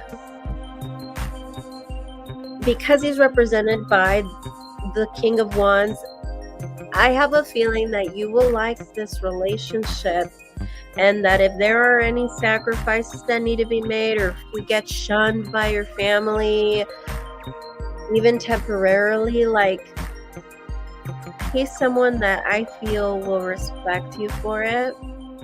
And not only that, but he will honor you, and he will not betray you. I don't think there will be any betrayal, but I think if you were to let this be an issue, And if he sees that, your family's approval means a lot more, and knowing that their reasons for disapproving for him really has to do with his pigmentation, he's gonna know you're not worth it.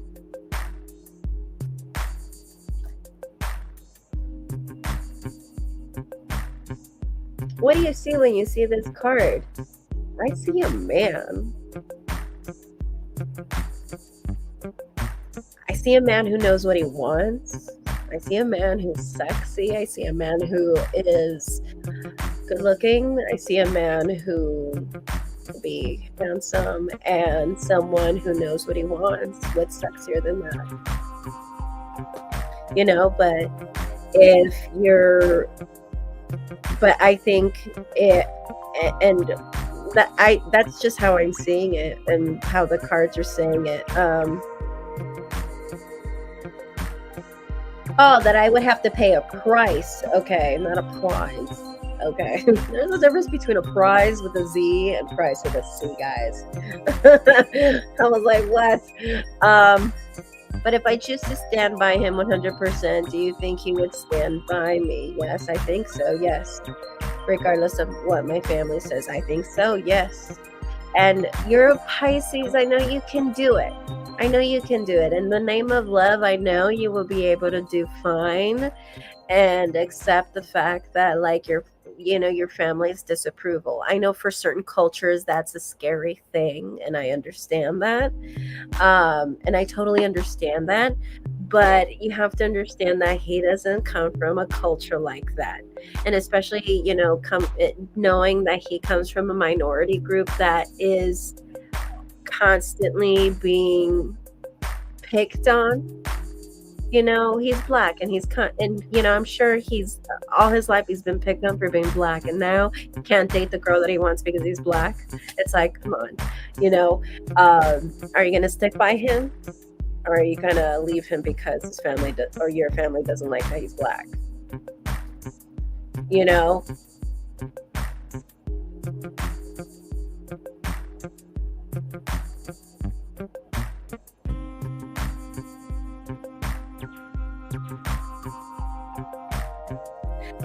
Well, I don't think it's contradictory. I think what the cards are trying to say is that we did a current energy reading. The first spread that we did was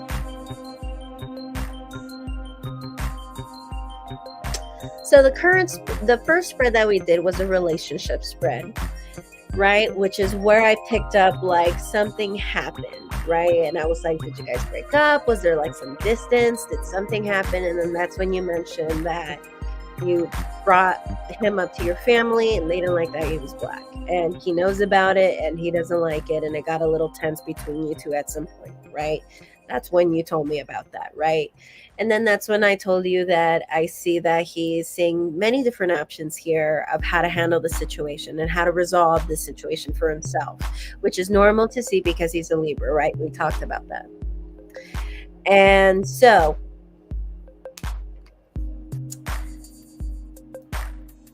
we talked about his mind, temperance. We talked about where his heart is at. We talked about his intentions. He still wants to see you. So he's not done with you. He's not done with you, but he is trying to be smart about his decisions. Right now, he's not listening to his heart. He's just telling himself that there are many options here. And he's telling himself to be calm and to make the right choice and not to make a rash decision. I see that's what's going on in his head and in his heart. So right now he's not thinking about how much he likes you and how badly he wants to be with you. He's not thinking about that. Okay.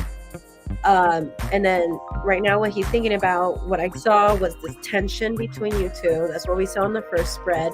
And that he saw many options on how to handle this situation, this tense moment that you explained, right?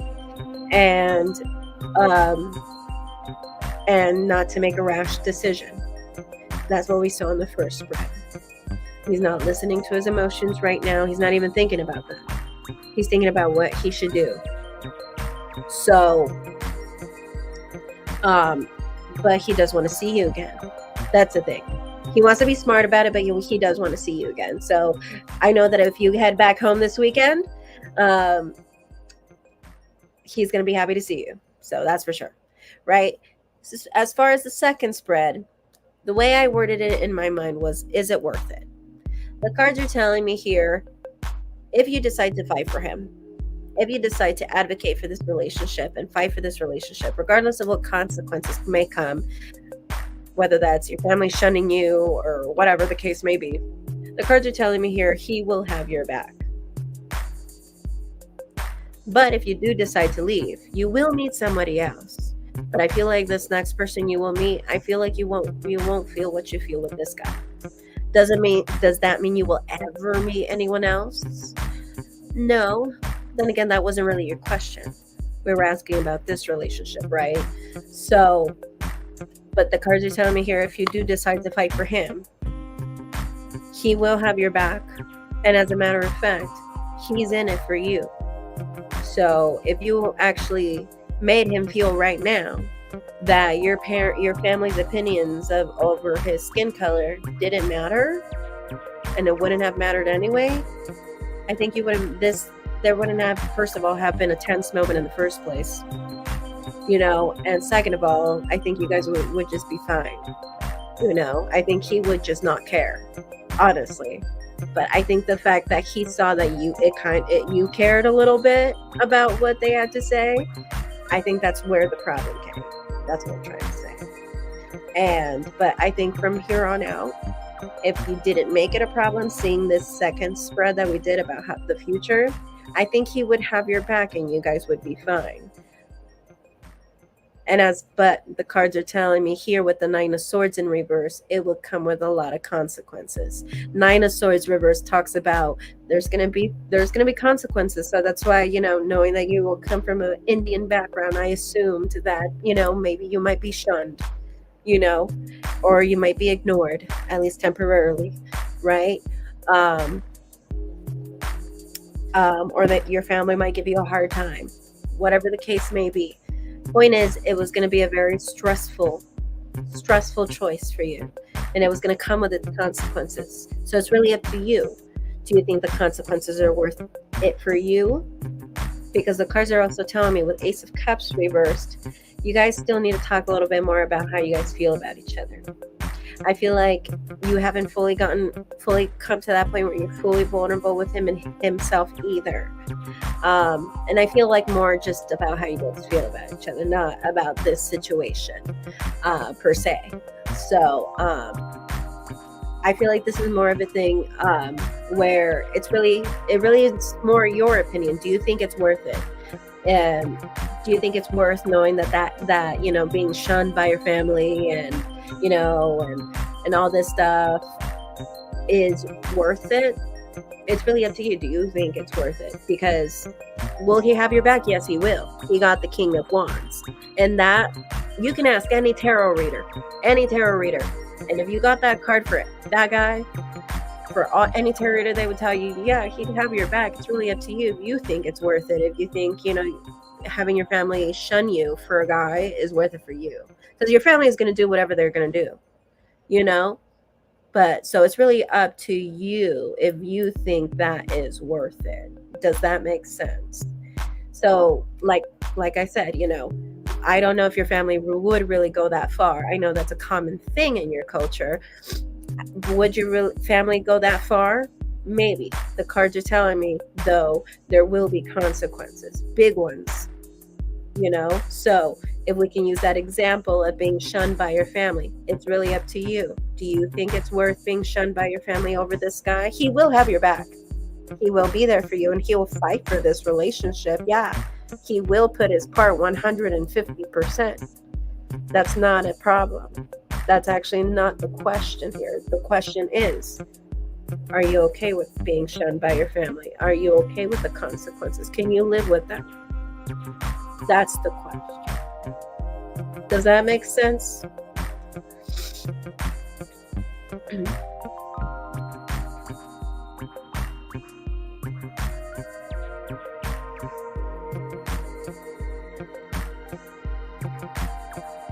Is our communication going to get better?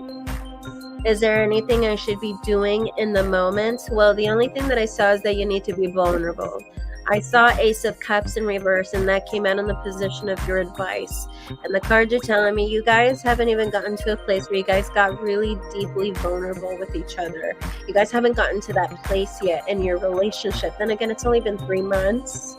So you guys still need to get to that place where you guys are really getting really touchy-feely with your emotions. You guys haven't gotten that deep yet with each other. So you guys still need to get there first. So you guys are still growing in as a couple. So this is so tough to deal with, you know. You guys are still brand new, and then you already got a disapproval from your family, and when you're into this guy very much. So I think from seeing that Ace of Cups in reverse, I think it's more about just working on becoming, getting to that place where you can get comfortable enough to just continue working on the relationship. I feel like that's what the Ace of Cups in reverse is saying. We're not being we haven't gotten to that place of vulnerability where we're really comfortable with each other romantically in that sense. I think that is what you should be doing. Giving him space right now would probably not be a good idea.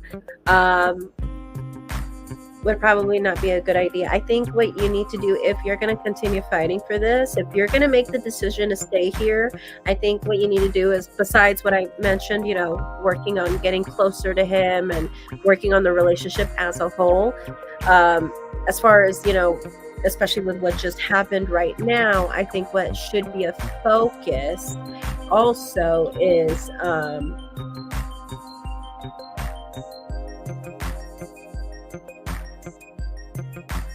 I think a focus should also be that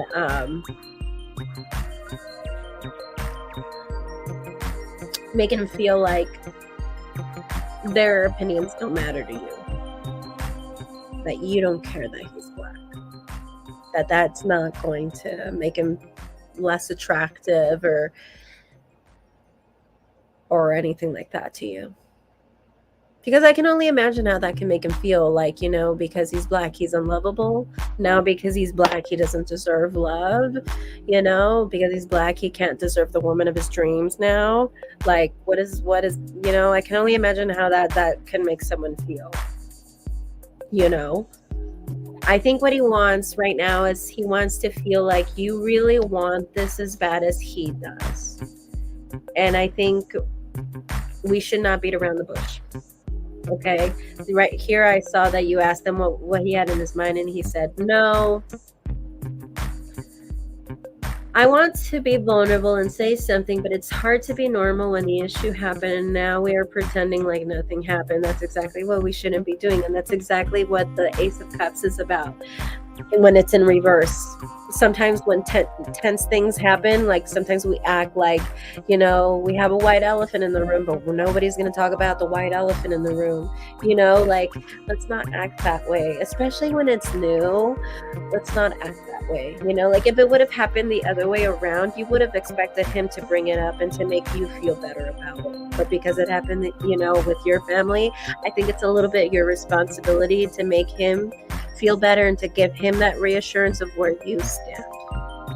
I think it's going to have to start with you, because I think it's about you, because I think you need to first figure out whether this is going to be a problem or not. And if it's not going to be a problem, make sure he knows. Does that make sense? Yeah, he's being a bit distant. Yeah, I think you guys need to just talk about the white elephant in the room. And I think because it was your family that made him feel this way, I think it's a little bit your responsibility to give him that reassurance, really.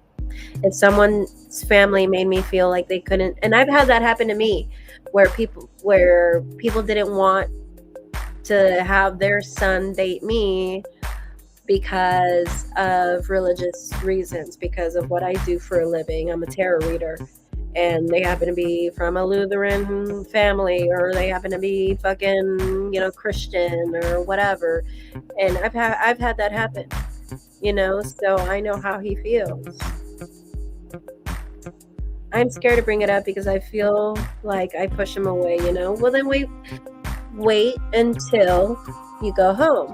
You have enough, the wonderful thing about Mercury retrograde is that these difficult conversations come up.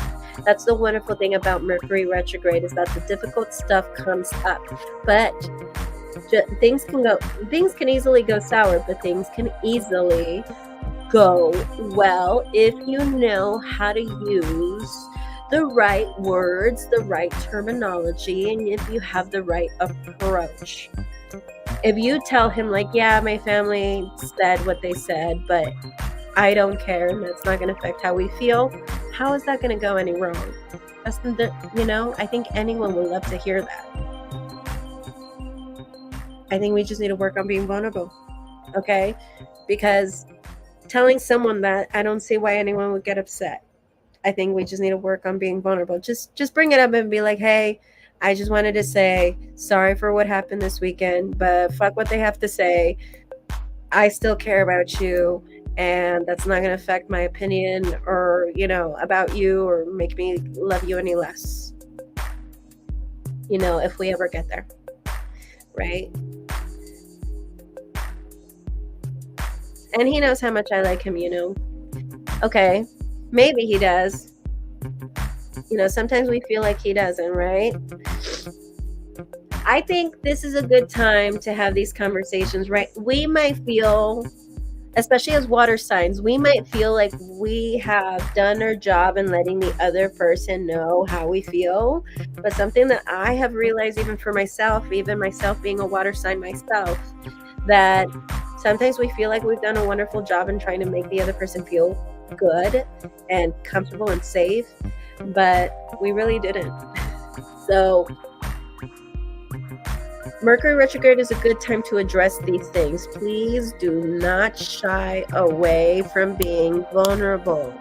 The cards highlighted that big time in that second reading, that you guys need to get vulnerable. And I think that's what's affecting this. That's what's kind of adding the cherry on top to this tense event that happened recently. So it's like, you guys are new. You guys haven't gotten to the point where you guys have gotten all touchy, romantic and shit. And now he just got discriminated over his skin color by your own family. And not only will you not comfort him, but you won't give him reassurance. And now you're too scared to be vulnerable. Like, don't shoot yourself in the foot now, Manat.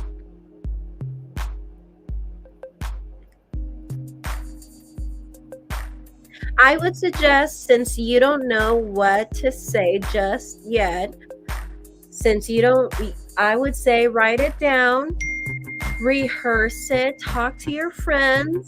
Like if you have a friend that has majored in like psychology or something where you can be like, okay, I want to use some very non-confrontational words. I want to use the most friendly, the most comforting words that I can use to make him feel like I care about him, that that I'm going to fight for this, and that their opinion is not going to matter to me, because I don't want him to feel like I'm wasting his time. Because I'm sure right now he's feeling like he's wasting his time. And then being Black, I'm sure he's already being discriminated in other areas, that, in the workforce, in everyday life now with the girl that he's dating. Like, come on, give the guy a break. I think he deserves reassurance.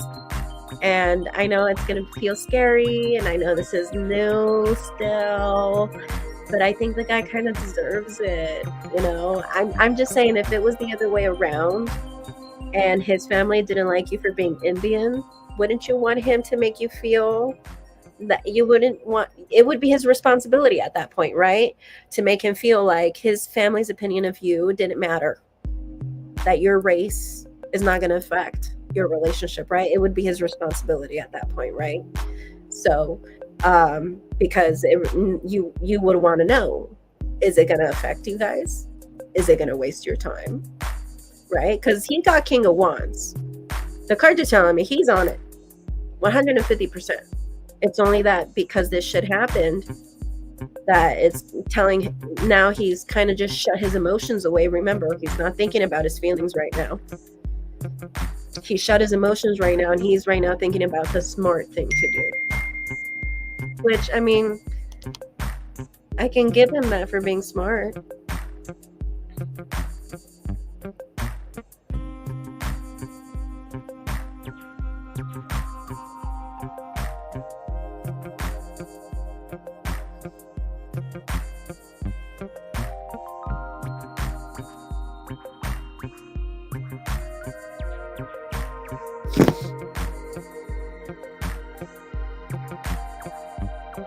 Okay, when I asked him if he would advise his best friend to stick to his culture and family, he told me that he would tell his best friend to stick to his culture and family. I think we need to stop beating around the bush. I think you guys need to talk about you and him and about what you are going to do in the relationship. Not about hypothetical questions, not about what if your friend, what would your best friend do? What would Jesus do? None of this, okay? I think you need to talk about what your final decision is, and you need to talk to him about it. If your final decision is that you're going to fight for this, or if you're going to listen to your family, then tell him that their opinion really matters to you, and don't waste his time, right? So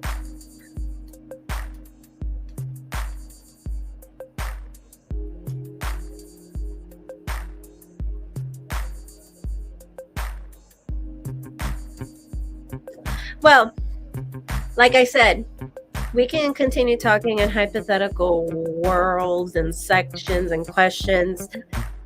He wants you to tell him what you want to do. Okay? You make up your decision whether your family's opinion is going to matter to you or it's not. And if it's not, tell him. And if it is, tell him, and don't continue to waste his time. We can continue talking in hypothetical senses. You know, and seeing this conversation about telling him what would he advise his best friend, blah, blah, blah, blah, blah, blah, blah, blah, blah, sounds like it's not going to go anywhere. I think you need to figure out what you're going to do. I think you need to figure out whether your family's opinion is really going to matter or not. And you need to let them know. Okay? And the cards are telling me that if you do choose to fight for James, James won't disappoint. That's what my cards are telling me. James won't disappoint. But if you do leave and your family's opinion is going to really matter that much, they're going to tell me, yeah, you'll meet somebody else. You'll meet somebody else. But this next person will still have you thinking to James.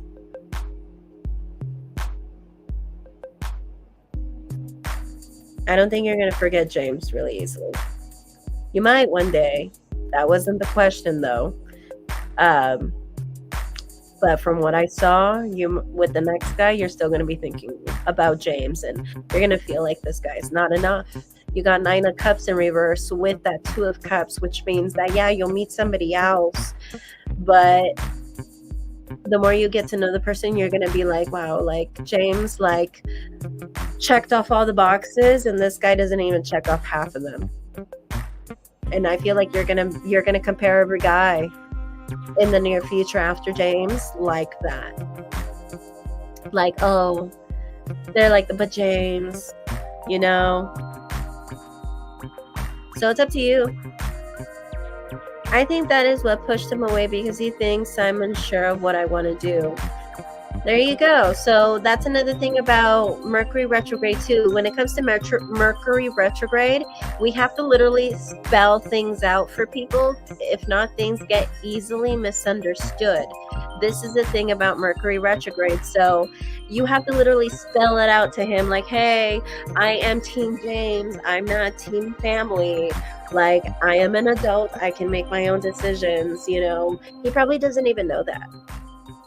And even if you had said it or implied it or kind of made it seem like that, he didn't get the point.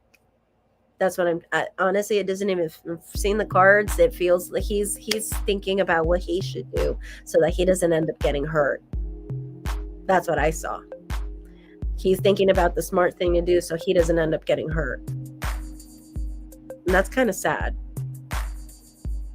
So, Manat, if you have any more questions for me, you are more than welcome to send more donations my way. They are unlimited questions, but I'm going to go ahead and move forward with Crystal. Crystal Camp, are you here?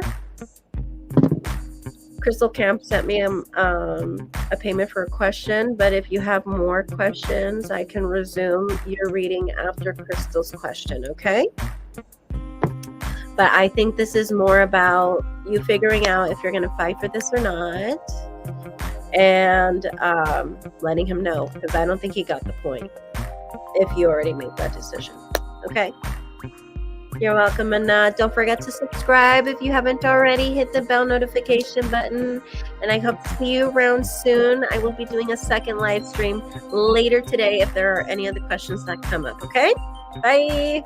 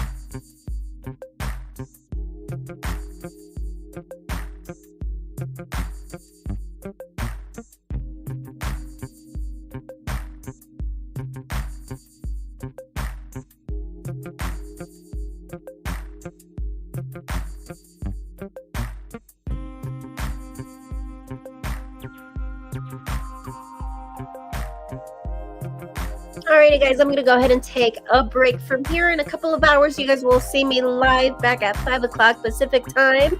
I'll see you guys later. Bye.